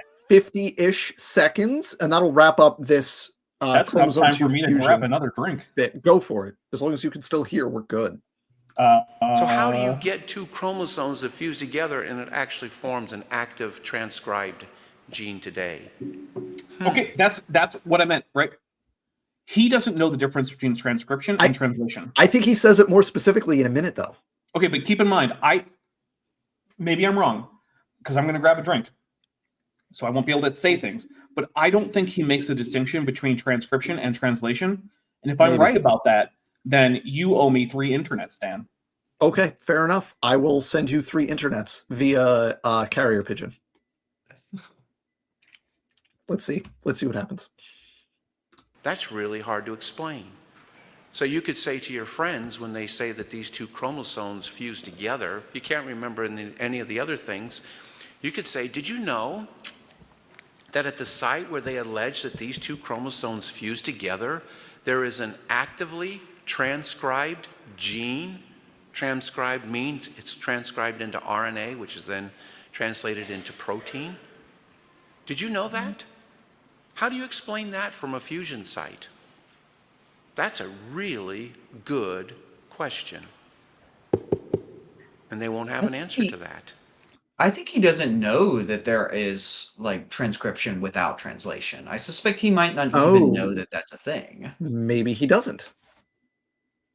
So like he might just assume that, oh, they found evidence of transcription. That must mean that it's a functional product, because he doesn't know that transcription happens all the time for no purpose. Okay. That is a fair hypothesis, Zach. He may just not know that you don't have to do the whole process. You can just stop after the first part. Okay. That's fair. Also, just to be clear, everybody, not only is he wrong about like it's not an active gene, it's a pseudogene. It's the DDX11L2 pseudogene. All the other, this is a member of the DDX, whatever family of pseudogenes. All the rest of them are found in the immediate vicinity of telomeres, except for this one, which is in the middle of chromosome 2, next to the degenerate telomere from the fusion site, which seems like an odd coincidence. And it is, again, it's a pseudogene. It's not an actual protein encoding gene. It's, to my knowledge, not translated, although it is transcribed. And here's a really fun thing. If you look at the most recent build of the human genome, it looks like there isn't the alternative start site on the far side of the fusion. So there's a bunch of parts of that gene on one side of the fusion site, and then there's an alternate transcription start site across the telomere on the opposite side, so it reads through the head-to-head telomere fusion site if the whole thing is transcribed according to the one possible start site. In the latest build, that alternate start is gone, and the entire thing is on one side of the fusion site. And I will be having Mike from Answers in Atheism, and if you know him from back in the day, Speed of Sound of Gravity, he will be here next week, and we're going to talk about that because he's been doing a deep dive into this, looking at like the latest human genome sequence builds and what that site looks like and where the different components are and how large they are and how you can tell what's what. So we're going to be talking about this right here next Wednesday at 9 p.m. Eastern Daylight Time, and that's going to be really cool because Mike knows way more about all that stuff than I do, and I'm really excited to learn about it. But I did gather from him in our recent conversations on this that in the latest version, that reads across the fusion site is actually not there anymore. It's shifted. So sorry, Randy, not a thing anymore. Womp womp indeed. Okay. So we are up, friends, we have made it. We're 22 minutes in and we're up to continuous environmental tracking. Yay. I knew we could do it. I had faith in us. I did I had faith of the heart, actually. We made it. So let's just go. Let's just do it. And then finally, how in the world do we explain adaptation today? What the hell How is in the world Tom do doing? organisms adapt? And this is really the main area where ICR is doing research today. It's explaining how organisms adapt from an engineered basis. And that car on the left, that is a highly adaptive. I am not going to do the part with the car. I don't care about car analogies, and I've just, as a personal rule for me, if there's a car analogy, it's like if I'm ever talking to somebody, like this happened recently on, God help me, on one of the creationist Facebook groups, and I was trying to explain something, and someone was like, well, ChatGPT said, and I was just like, I stopped reading as soon as you said that. Yeah. I was done. And I do the same thing with car analogies. I stop. Anytime creationists do car stuff, I'm done. So we're going to skip the car analogy. I don't care. And I do want to point one thing about the car analogy, which is that Randy lies about that car. Okay. Because of course he does. It doesn't do the things he says it can do. I looked into it. I found out what that car is. And no, it absolutely cannot do the things that Randy says it can. I just want to appreciate that this is such a great illustration. We did this, folks. We did this many years ago on my channel. There's the I think the original game, and Dapper, correct me if I'm wrong, but I think it was Team Fortress 2 with like the red versus blue, and you could be the heavy weapons guy or the sniper or is that the right thing? I mean, that Team Fortress 2 is an example of such a game. But we did a it was like peer fortress or whatever. We assigned the way we do, right? It was Team Fortress 2, yeah. Yeah, and for those of you could go back on my channel like however many years and find that. And it was really fun because we all talked about our different styles and dealing with this stuff. And Dapper, I forget if you were like the demolition person or the heavy weapons guy or whatever, but it's like you're the look into every little specific thing, and like there's nothing left but a crater when you're done. Scorched earth and craters is all the eye can see after I'm done. And also, I just want to point out that Rebecca got my Star Trek reference. And Rebecca, you just jumped up like 5 or 6 notches in my estimation. So much love. I really appreciate that. That's great. In that same thing, my style was, and again, this was in the thing we were talking about was in the context of peer reviewing, and the style of reviewer was the sniper, and it was you read until the first fatal error, headshot, rejected, next paper. And that's my style of doing this. You can drop a car. I'm not going to look into the car. I'm just going to say car analogies are stupid, and I'm not listening. It's just different stylistically, and I think that's funny. That years later, it still holds. Yeah. Okay. So now we're going to talk about actual animals here, I think. We believe that guinea pig on the right-hand side of the screen was engineered to be adaptable right from the beginning of creation. And like any adaptable thing, it will have to have sensors, it will have to have logic, and it will respond appropriately. So that is describing an experiment which says guinea pigs beat climate change by tweaking their own DNA. Okay, now everybody wants to gear in on the... That's not the title of the article because, once again, Randy is incapable of citing actual articles unless apparently they're written by his own employees. That's all I had there, was just like, hey, Randy, you could cite the real paper, but you don't. But I read the real paper anyway. Dapper, since you did read the real paper and I did not, I assume by tweaking their own DNA, they're just talking about epigenetic modification of the DNA. That is exactly what they're talking about. Imagine that. So how did you know? Believe it or not, ladies and gentlemen, that is not tweaking your DNA. You're not changing your DNA when you snap a molecule onto it. All you're doing is preventing or promoting expression of whatever genic region that is being bound to. That's not changing your DNA, and it's not even like new or novel. Like Jacques Monod and Francois Jacob won the Nobel Prize for this in the 1960s for discovering it in bacteria. Okay, it's like this is something we've known about for a very, very long time. It's neither adaptation, or it's not adaptation. It's just plasticity. It's just the ability to respond to the environment. Like that's what organisms do. The ability to respond is itself an adaptation, but responding the response is not an adaptation. Right. Yeah. But that's Randy's thing. He has literally no examples that he can point to that fit the definition of adaptation that's used in evolutionary biology that in any way correspond to anything he's talking about with CET. So all he can do is point to things that don't. and call them adaptation, even though no one in evolutionary biology would agree with him. That's all he has, because fundamentally, right, we know that there are adaptive changes to DNA that happen within and between species. We know that. We can sequence it. We can tell. Randy does not have a mechanism to get changes to the sequence of DNA that are based on the organism itself sensing its environment. He just doesn't.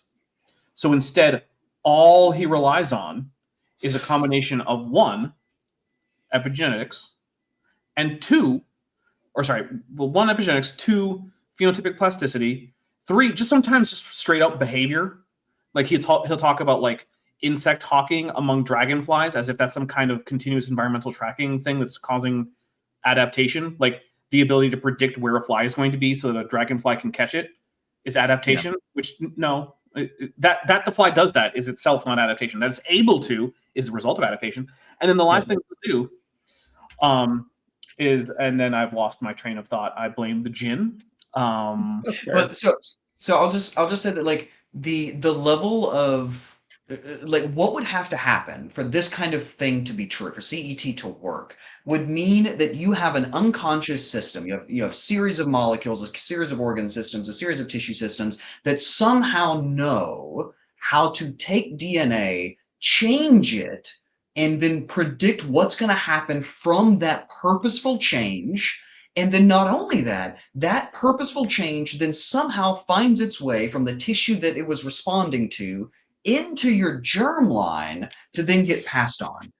That's what would have to happen for this to work. This is why Lamarckian evolution doesn't work, right? This is why orthogenesis doesn't work. This is why vitalism doesn't work. This is why all of those things that were like popular in the late 1800s, early 1900s, that's why we discarded all that, because there is no biological mechanism to do it. He's literally just championing ideas that we like demolished over 100 years ago. I just don't understand like how he missed this in like Bio 101. Oh, you reminded me of the last thing that he does, which is to just misunderstand what a phylogeny is. That's the last thing he does. He does that specifically with his rove beetles, and he doesn't talk about here.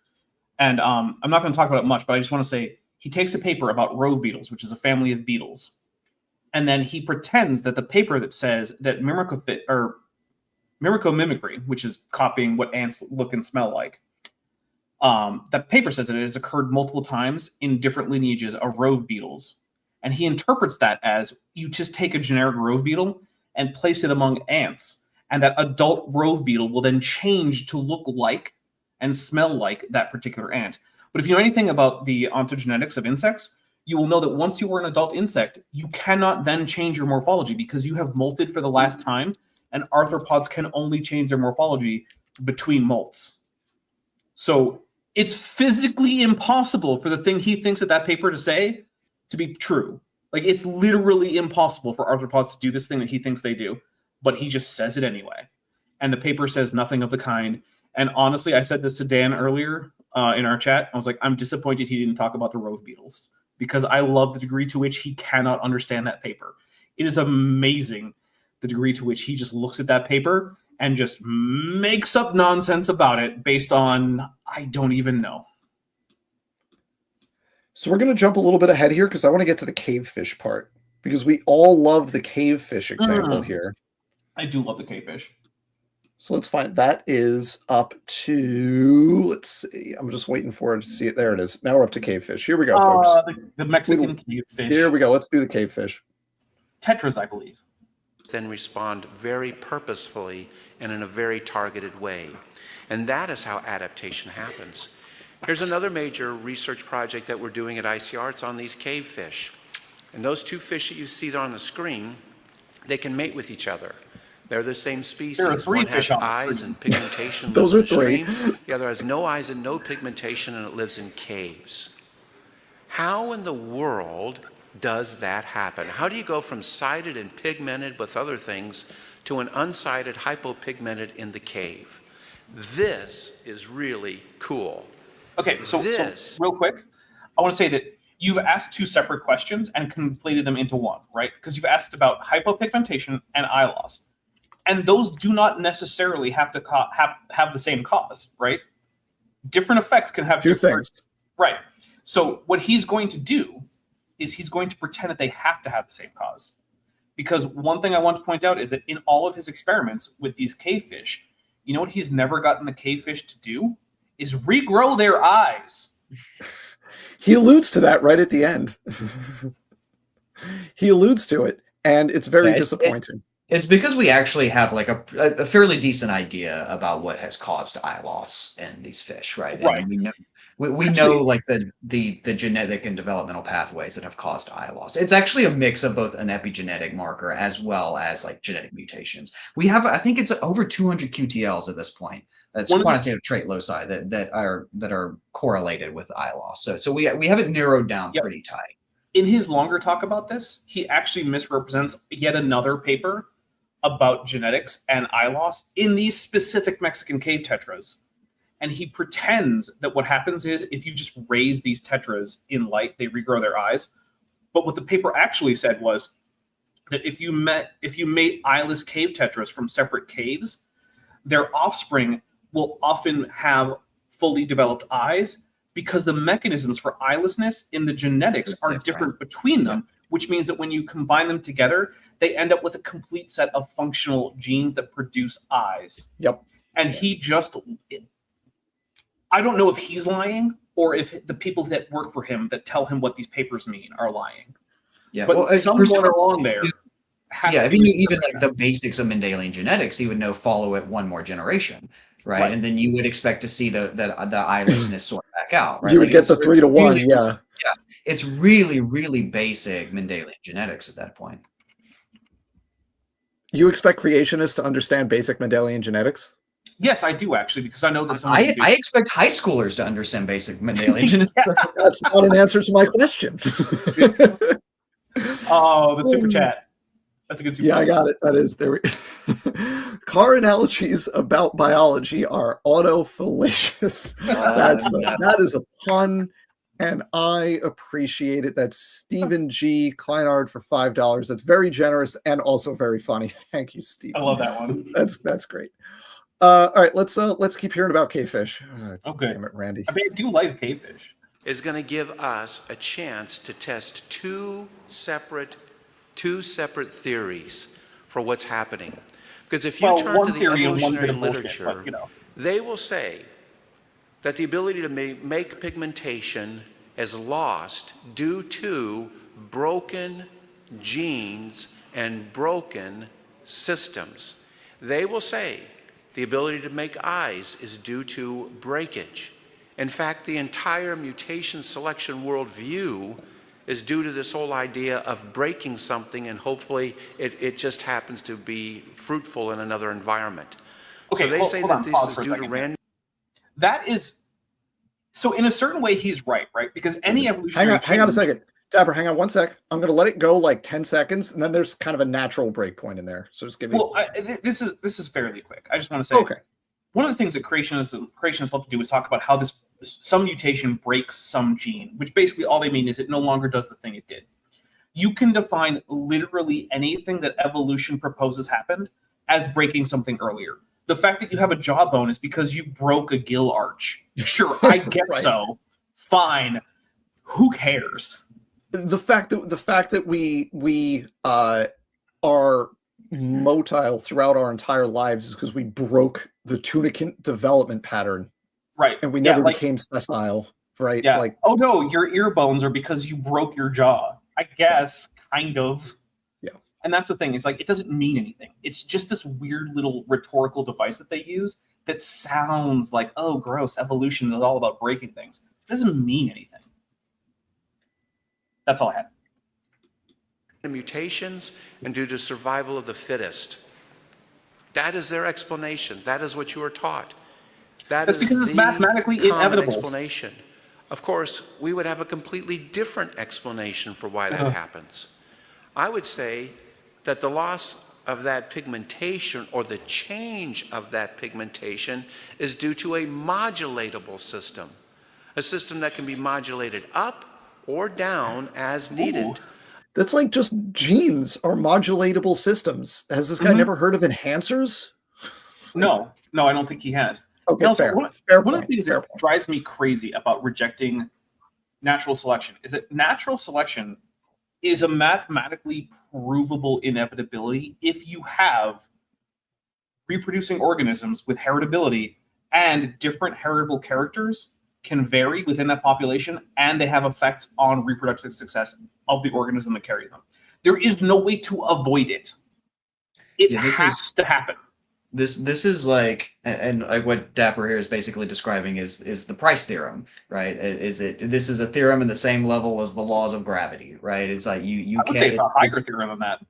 it's inevitable if you have heritable variation, and really what we're talking about is covariance between the fitness and some trait. If that exists, then you have selection. Like it's virtually guaranteed to happen if you have a non-zero covariance between fitness and a trait, and that's a mathematical theorem, again, like Pythagorean's theorem. It is true in all universes.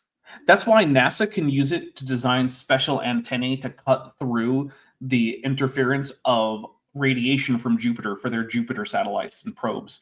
They literally evolved antennae for satellites going around Jupiter with genetic algorithms. That's a thing NASA did. That's really cool.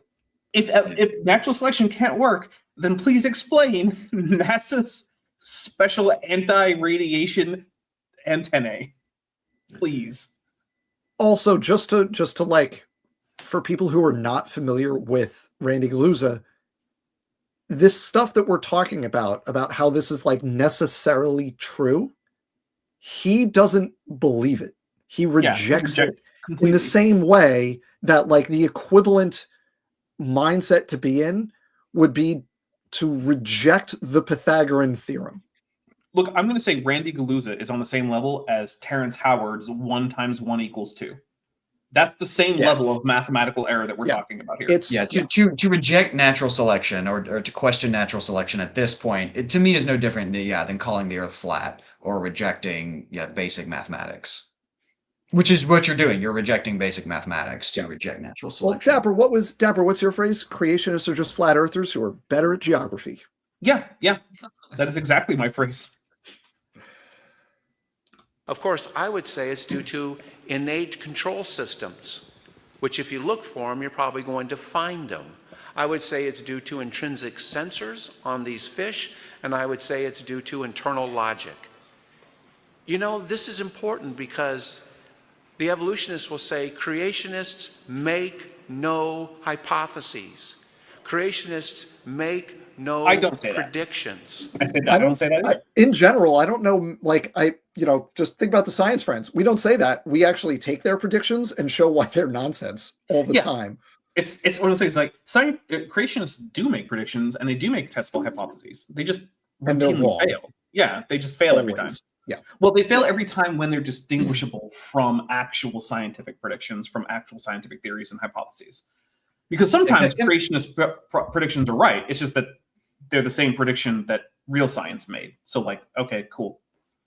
Yeah, and this is also like a complete like non-starter. Like this is not a comparison of two competing hypotheses. What he's doing right here, like this is not like we don't necessarily begin with the reason that something looks different is because of a random mutation. There's lots of reasons that things look different, and we've known, like every farmer has known about this for 1,000 years, that you can grow plants in different environments and get different responses to it, and that's not necessarily because of mutations, right? Like that's not some kind of like new novel thing. So what the two things that he's setting up here are not the correct hypotheses to be comparing against. Like when we go in and we tried to understand why these tetras have lost their pigment and lost their eyes, we looked at a slew of different things. This is why we did things like Mendelian crosses and stuff like that, is try to determine what is the genetic basis, if there is any genetic basis. You don't go in and just assume it has a genetic basis. It's like that's why that paper that Randy misuses was written in the first place, was to explain how these things happen and why they happen and how we know.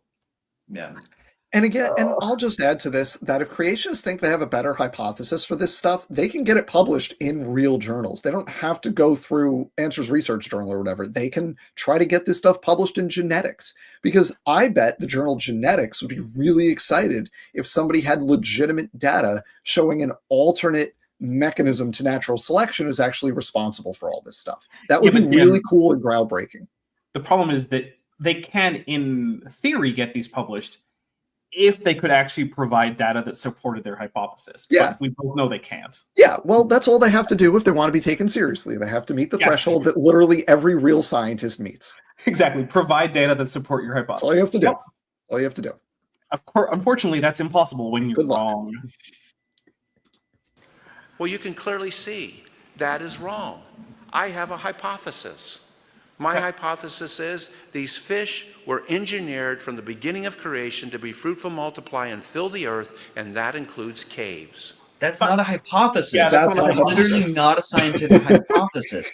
My God, I'm teaching this next week. This is not a hypothesis. It's so important that people understand that hypotheses have to be testable and falsifiable, and they have to be based on natural rules and laws. You cannot invoke ghosts, goblins, demons, fairies, whatever, gods, creators. You cannot invoke those in a scientific hypothesis. That's just your naturalistic bias breaking through. As a Zach. scientist, yes, yeah. Just- As a scientist, that Yeah. is You're the just that's rules that we just follow. that's just your methodological naturalist bias that you're just keeping creationist on the outside because of your ideology.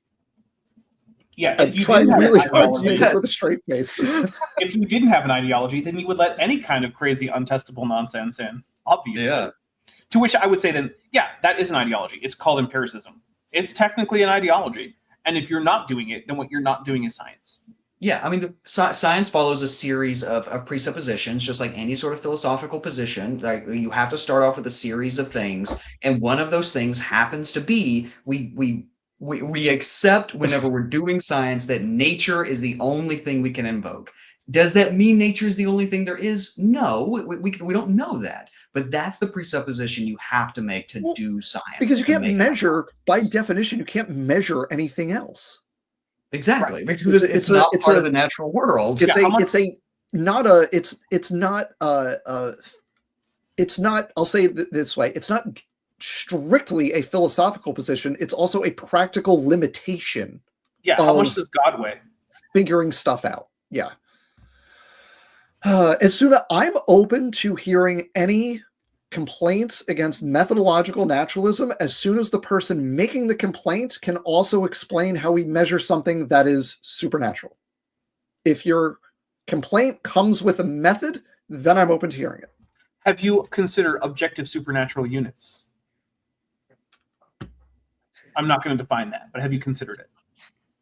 I am now. Okay.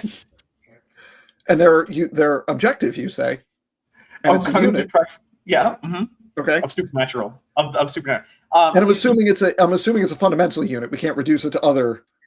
Right. It's not yeah. kilograms per whatever, right? It's like joules or grams or something. Yeah, right. Okay. Yeah. And so Yeah. is there what is it? An Is objective it here in the super? room with us now? Is there? Can I go into France somewhere and find like a bell jar that has one unit in it? No, actually, you have to ask the brothers from the show Supernatural to hand you over the actual like reference standard? or Yeah. the standard. Yeah, so they have it. They managed to get it from their dad back before he like died or turned into Satan or something. I don't know. I do know that the guy. Those who are two played, different things. I do know that the guy who played Satan on that show blocked me on Twitter because I pointed out that 0.9 repeating is provably equal to 1, and he didn't like that. That's hilarious. Speaking of people just not liking math. All right, let's continue about the cavefish. I want to get to the part where he talks about eyes.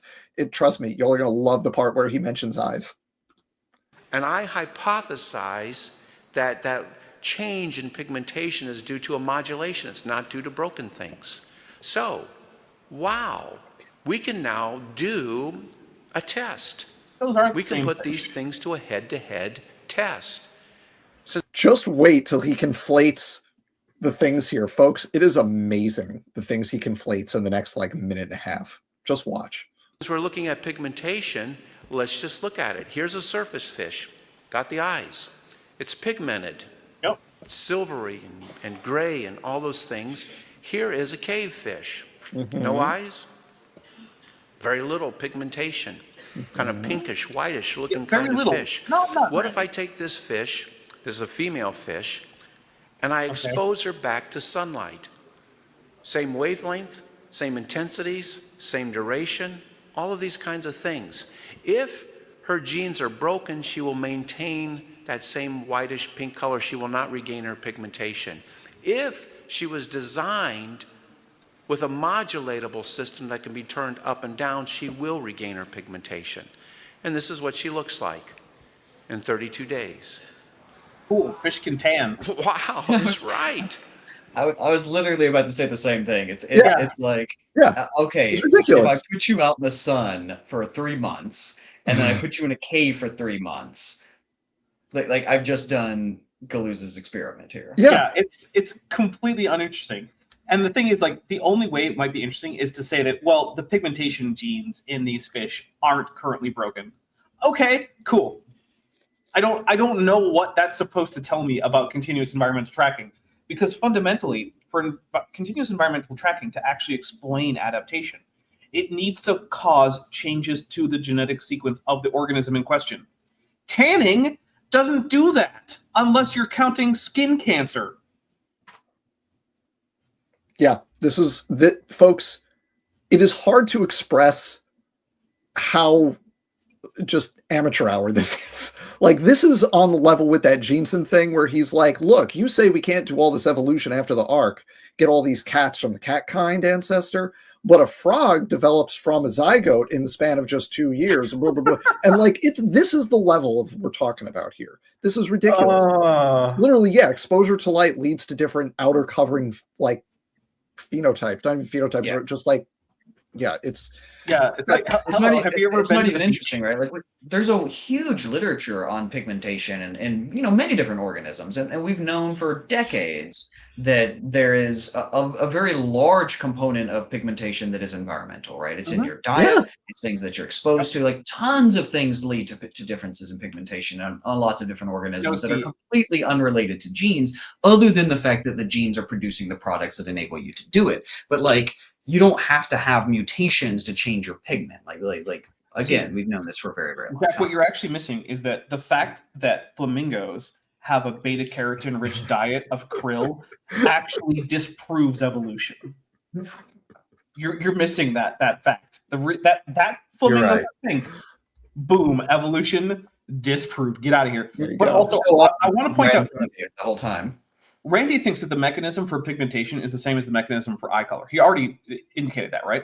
Well, not just eye color, but eyes. Yeah. Well, I'm glad you asked that, Dapper, because here I'm gonna let this play for a minute, but we're at about 31:55. We're gonna get to the eyes. I promise you. Oh, good. We're gonna get to eyes, and you're gonna love it. Trust me. We're gonna get there. Here we go. Wow is right. Pigmentation is back. She looks like the surface fish. So no, she doesn't. This is like pounding these evolutionary assertions and stomping their guts out. They say we don't make hypotheses. They say we don't make predictions. Not only did I make a hypothesis, not only did I make a prediction, I put it as a head-to-head test with what you say, and look what happened.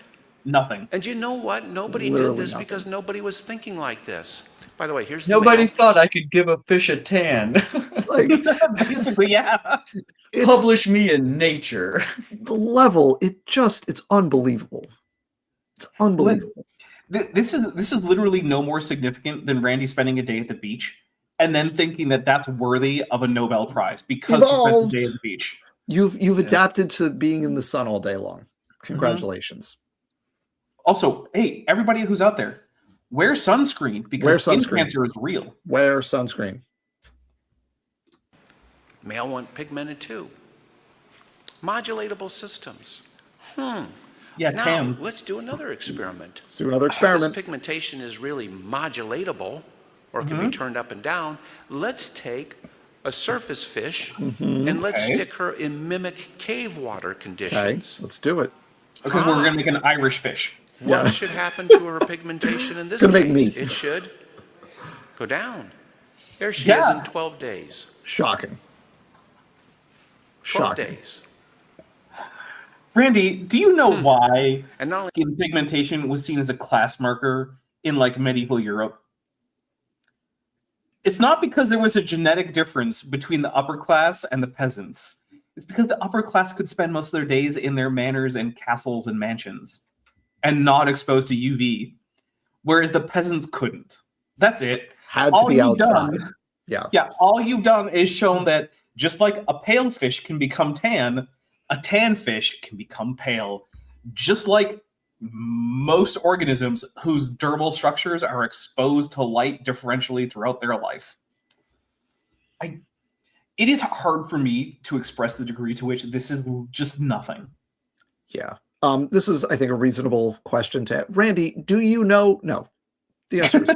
The answer is always no. It's just based on this talk. Oh, Okay. well, based on every talk I've heard from him. Well, we're going to get to eye. Dapper, we're almost up to eyes. And I know, folks, you've been waiting for the eye explanation because you may have noticed that the cave fish taken into the sun did not regrow its eyes, and the surface fish taken into the cave did not lose its eyes. So let's hear what the explanation is for eyes. It better be good. Oh, it's only great. that, we're able to Just document that this pigmentation begins to decrease within hours. Wow. Hours of being placed in the simulated cave water conditions. So you can say to your friends, did you know that creationists have gone with a head-to-head test against your mechanism, and their mechanism says that they were engineered to do these things, and it happens. Now we're working on the eye. I didn't know that Wait, because that's hang not on. what happens. No, hang on. Sorry. Just give it. Ready? Nope. Ready for it? Yep. Eyes. Here it is. Here it is. Do these things, and it happens. Now we're working on the eyes. Oh, good. That's it. That's it. That's it. That's all he says about eyes. Now We're working on it. it. That's it. We're working on it. How was putting them in different light levels not already working on it? What else Because- does Randy think there is? Because it didn't do the thing it should have done, Dapper. Therefore, they're still working on it. Oh. That's it. That's it. This is the whole discussion of eyes. We're working on the eyes. We're working on it. This entire thing was just like the most embarrassing middle school science project. Yeah. Like, you know, it's like if I play Mozart to my plants, will they grow larger? You know, it's like that level of like science project that is just like, honestly, it's kind of cringe. The whole thing was kind of cringe. I think it might be closer to L. Ron Hubbard being convinced that he can hook up an e-meter to a plant and read its thetan levels from the plant after talking to it, which is a thing, by the way, that he did. That's some of the deep Scientology lore is as Ronnie Hubbard hooking up e-meters to plants to check to see if they have thetans. I don't know how I could possibly get it across to Randy or any of his fans that demonstrating that a fish can tan and being completely unable to use that mechanism to recover or lose eyes means nothing for any of your ideas about natural selection not being true. How do I explain that? It's like trying to explain to a Trump supporter that empathy is a good thing. I don't know how to do it. You can't do it. You can't do it. Either you accept it or you don't. No, I'm with you. I don't know. And what I do know is that we have survived Randy Guliuzza. The last minute is just like him doing promo stuff. So we don't have to hear it. I mean, you say that, but I might be about to have alcohol poisoning. So fair. It's a lot. Yeah, that was actually worse than most of the talks that I've heard him talk about, because usually, at least, he goes into his reasons for saying these things, and they're all still dumb, but there's like a thing there, right? But in this, very rarely was there a there. And that's, I think, what maybe frustrates me the most. Yeah, I just keep waiting for like the theory to appear. You know, he always talks about how he has this alternative theory, right? And then he has a name for it, but like there's no mechanism to it, and it's not actually explaining any data in a way that makes predictions or that helps me understand biology in any real way. I'm just, you know, I'm perpetually lost by Randy Guliuzza. And I just, as a little preview, friends and folks, we will have further opportunity to be lost by Randy Guliuzza because he gave another talk at this conference, which I fully intend to cover. And if you think I'm not going to recruit my friends to suffer through it with me, let me tell you, I am going to recruit my friends to suffer through it with me. There isn't enough gin in the world. Meat Permits Tad apparently agrees. He says for $2, or I should say they say, because I don't know. Meat, I don't know you. For $2, every part of my brain hurts. That is all of us. Yes. Yeah. Yeah. The thing with Randy is that most other creationists that I talk about, at least the ones that work at the major, like the big three, right? So we have ICR, we have CMI, and we have AIG. Those are what I consider the big three. Most of the people who aren't Randy have ideas. But by that I mean, I know what they're trying to say. I know what the mechanism is that they're proposing, and I can assess it on that level. But when Randy talks, I don't even know what the idea is that he's trying to propose to me. Like when he says continuous environmental tracking and sensing the environment and whatnot, and that causes adaptation, I don't know how to translate that into a physical phenomenon occurring in organisms that I could even assess for viability. I don't know how to do that. And Randy, that's like step zero. If you think you have a hypothesis, step zero is, what does it physically mean? Yeah. Explain it. Literally outside of just like acclimation or plasticity, you know, like just the ability of an organism to respond, to move out of the sun and into the shade, right? Like if that's what we mean, then we're just talking about things that are well understood already, and that's not even an evolutionary mechanism. And things that in no way contradict natural selection. These are things that everyone who accepts natural selection, and even most of the people who don't, already know about. Yeah. Right? Like everyone knows that if you touch a stove and then you pull your hand away, that's a thing that your body does. You don't even have to think about it. But according to Randy, apparently that's adaptation. But is it in any way that explains the differences between tigers and lions? That's what I need from Randy. Randy, if on the very extreme off chance that you ever watch this, I want to know how continuous environmental tracking specifically causes the difference between Panthera tigris and Panthera leo, or any other similarly related group of organisms, right? Tell me how continuous environmental tracking explains the difference between Canis lupus and Canis latrans. To pick any pair of organisms in the same genus that have observable differences that are heritable, and tell me how your idea does it. I think that is a wonderful place to leave our discussion of Randy Guliuzza and his ideas, such as they are. So I have one more super chat to mention here from Roshana Localized Standard Compare Keller for $1.99. Kent doesn't get to be a big three. Kent is a dime store cult. Kent is great value cult leader. He doesn't get to be anything. Yeah. Okay. He doesn't. No. Also, just from a budgetary standpoint, he's certainly not one of the big three. No.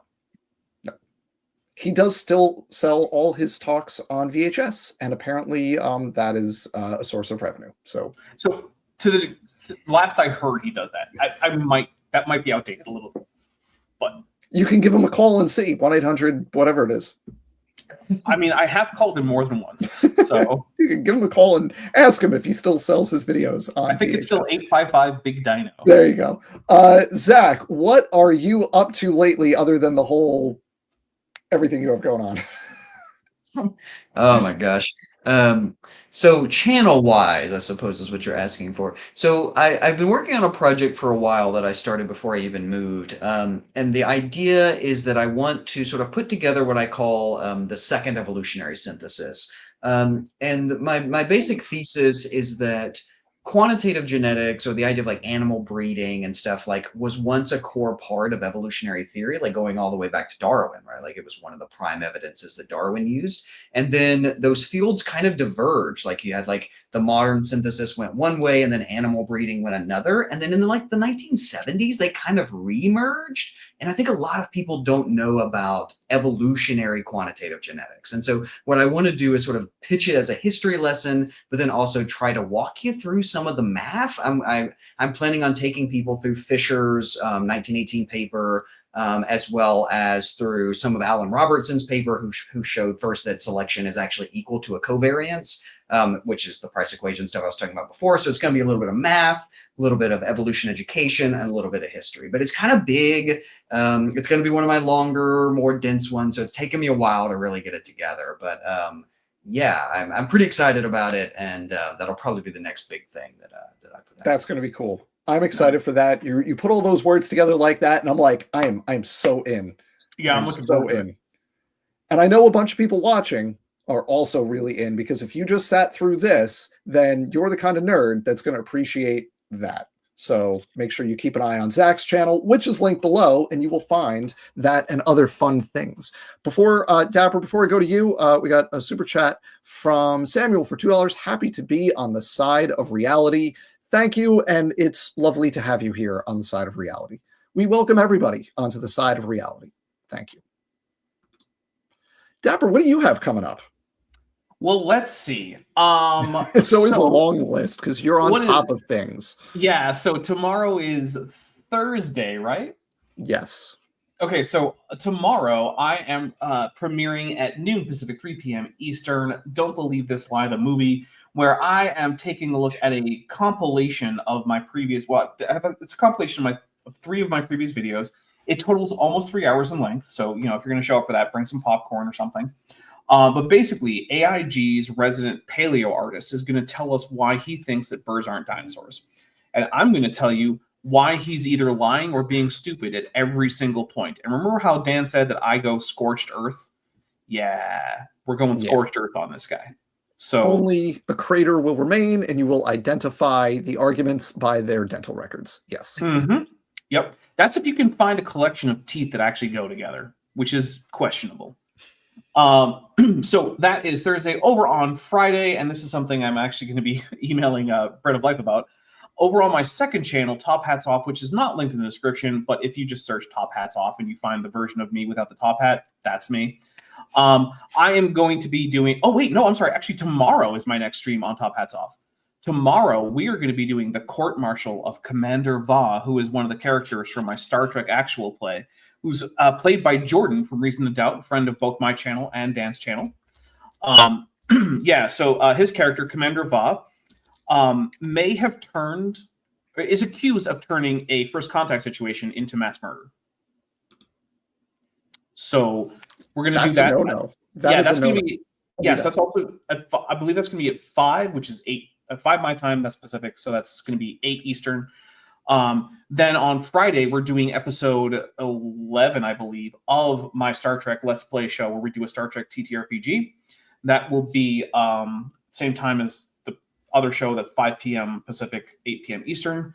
Then on Saturday, I'm continuing my examination of the claims of ancient aliens and how that apparently refutes evolution from Billy Carson.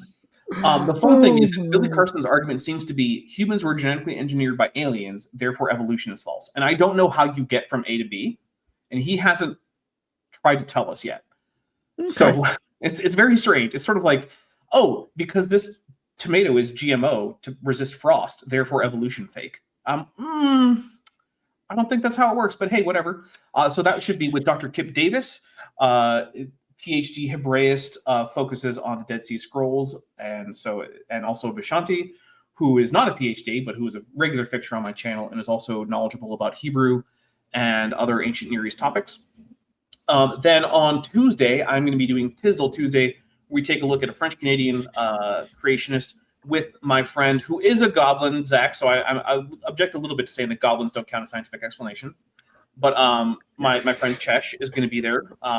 Primarily because she found this guy, and because for some reason, despite complaining about having too much on her plate, she decided to do a monthly show on my channel, which I don't know.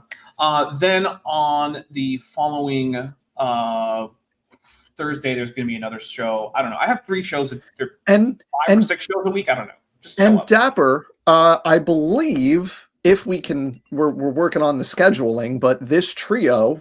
We are going to suffer through a Sal Cordova stream together at some point in the near future. Yeah, so Sal Cordova has done something that he's done to me a few times before, which is he has responded to me without bothering to watch the video to which he is responding. Classic move. Classic move. So that'll be fun. Yeah. This all started when I did a video calling John Sanford a liar. Mm-hmm. Sal didn't watch it. He didn't watch any of those videos. And then he decided to launch into a tirade about genetic entropy, which was not actually at issue in any of the videos I had done. Yeah.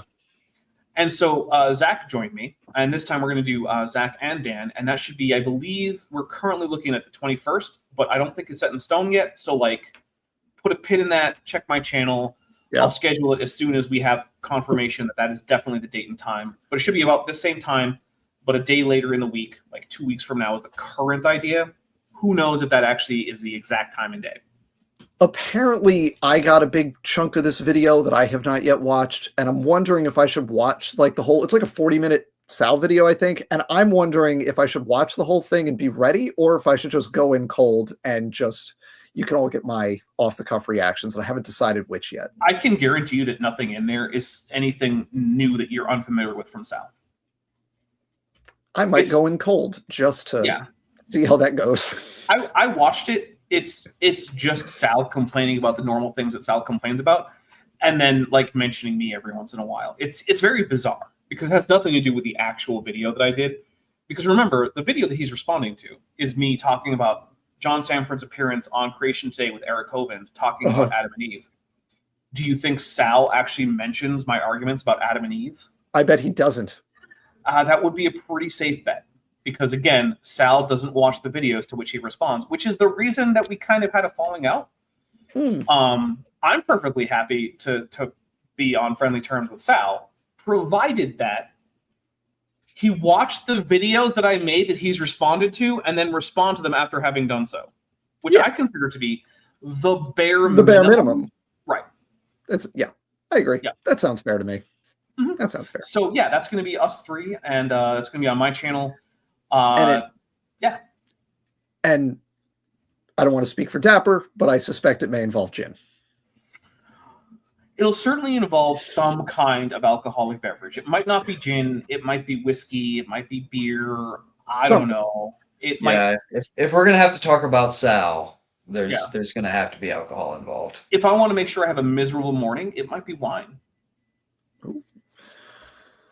So coming up on this channel, next week, I am, as I mentioned earlier, I'm sitting down with Mike from Answers in Atheism, and we're going to do human chromosome 2 stuff. He's going to teach me a whole bunch of human chromosome 2 fusion stuff. And I'm really excited to get caught up on where we're at with just what's going on at that fusion site, actually looking at the sequence itself and mapping what's going on there.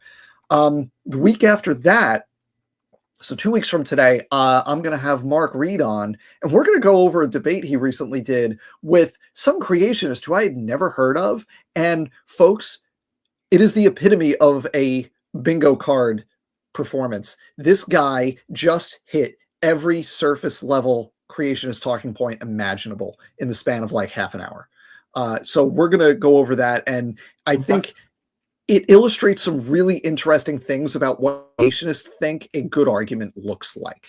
And the disconnect between that impression and what people will actually find persuasive. It was quite the Gish Gallop. And it was, you could tell this person has memorized like every headline that Answers in Genesis has put out for the last 20 years, but like has not read beyond that. It was amazing. So we're going to go over that, and it really illustrates some interesting things. And then after that, I'm going to try, I've been working on this for a while, and I just haven't had time to sit down and finish it, but I want to get my Winston Ewart dependency graph stuff done, because I've actually read all of those fake papers in the Biocomplexity Journal. It's not published anywhere else. It's just in the fake Discovery Institute journal. Biocomplexity is the name of it. And it's awful and dumb, and it's hollow. There's nothing there. But I have to like sit down and actually outline it and record it. And I have like pages and pages of disjointed notes, and I haven't actually made it make sense yet, but I'm going to try to have that out the door for, I guess that'll be 3 weeks from now. And then shortly after that, I'm trying to schedule the next talk in this conference that we just suffered through. The next one, if you think this was bad, the next one is Christopher Roop talking about Lucy. And Gutsa Gibbon Erica and I are going to cover that one, and she's going to explain all the morphology stuff to me and the skeleton stuff. And Dan, I have a serious question. Yeah. Why do you hate Erica? What did she do to you? She kill your puppy? Erica loves this stuff. She is really excited to do the Christopher Roop talk. And I have no idea why, because it's awful. And if you thought, look, I don't want to be mean to Christopher Roop, but like if you thought, no, please do be mean. Guliuzza, if you thought like Guliuzza was bad in this talk, Christopher Roop has what Terry Pratchett would describe as charisma. It's really bad. Yeah, it's also really bad. Roop is Sal's explanation as to why Sanford lies about large sections of the origin of species being in German. He says that Sanford got that from Roop. He threw Roop right under the bus on that one. Right under the bus. Yeah, because John Sanford has gone on record as saying that large sections of the origin of species were written in German, a language Darwin famously hated and never bothered to actually learn. Also, I've read that book, and I'm pretty sure it was all in English. Yeah, I have too. The only German is the man that's supposedly overturning evolution has not even read Origin of Species, clearly. The only German in that entire book are proper nouns and paper titles or book titles from German sources that Darwin referenced. That's it. That is the only German. I checked. He also says that there's no math in Origin of Species. I checked on that too. There's not a lot. I'll grant you, but there is. And Sal was just like, well, he got all that information from Roop. And I was like, okay, so he just never fact checks Roop? Just never? And I didn't get a response from that. Also, other stuff I have coming up, I have several Rob Stadler things coming up that I just have to figure out where to put those in. And some of them are going to be very short and are probably going to be off sequence releases. They'll be at other times than my regular Wednesday 9 p.m. Eastern time, so be on the lookout for those. But I'm not done with Rob Stadler yet, also because just to give everyone a little preview, there was one point where he was complaining about my little simulation thing, where first of all he thought that was like real data that was supposed to like supersede a paper. And it's not. It's just like a little thing I made up to illustrate it in a simpler way. But also at one point 12 base pair long thing with real data. Okay, sure. Yeah, but he showed my thing where I did the gorilla human chimp thing, right, where I did the 3, and he's like, this part is nested, this part is random, and the numbers are just wrong because he doesn't understand what I was doing. He's just wrong. So at some point I'm just going to briefly point out that he got it. He just didn't understand what I was doing, which fair enough. It was not the most well thought out simulation because it's not designed to be a real thing. It was just a very simple illustration and not real data. But he just like didn't interpret correctly what nesting means, I think, is the problem. Well, I don't know. You build a little circular structure out of twigs and such, right? And then you lay your eggs in it. What have we talked about, Dapper? Your arms are shorter than mine. I can reach. You can't. I have a tail that can whip. That's fair. Folks, this has been a grand old time. I want to thank you all for being here and let's go with experiencing this with us. Let's go with that. Let's go with experiencing this with us. Accurate. I want to thank Zach and Dapper for sharing this time with me tonight. Their channels, including Dapper, I added Top Hats Off down below to the description. So when you all leave and if you refresh, you will see that link down there as well. So subscribe to all of those channels linked in the description. Keep an eye on all of these channels, anti-creationist things and real science things we have coming up. And with that, we are going to call it a night. Thank you again, everybody. Remember, just before you go, do the algorithm-friendly things. The algorithm is insatiable, so please give it your clicks and comments and shares and such. Thanks, everybody. Stay healthy. Have a great night.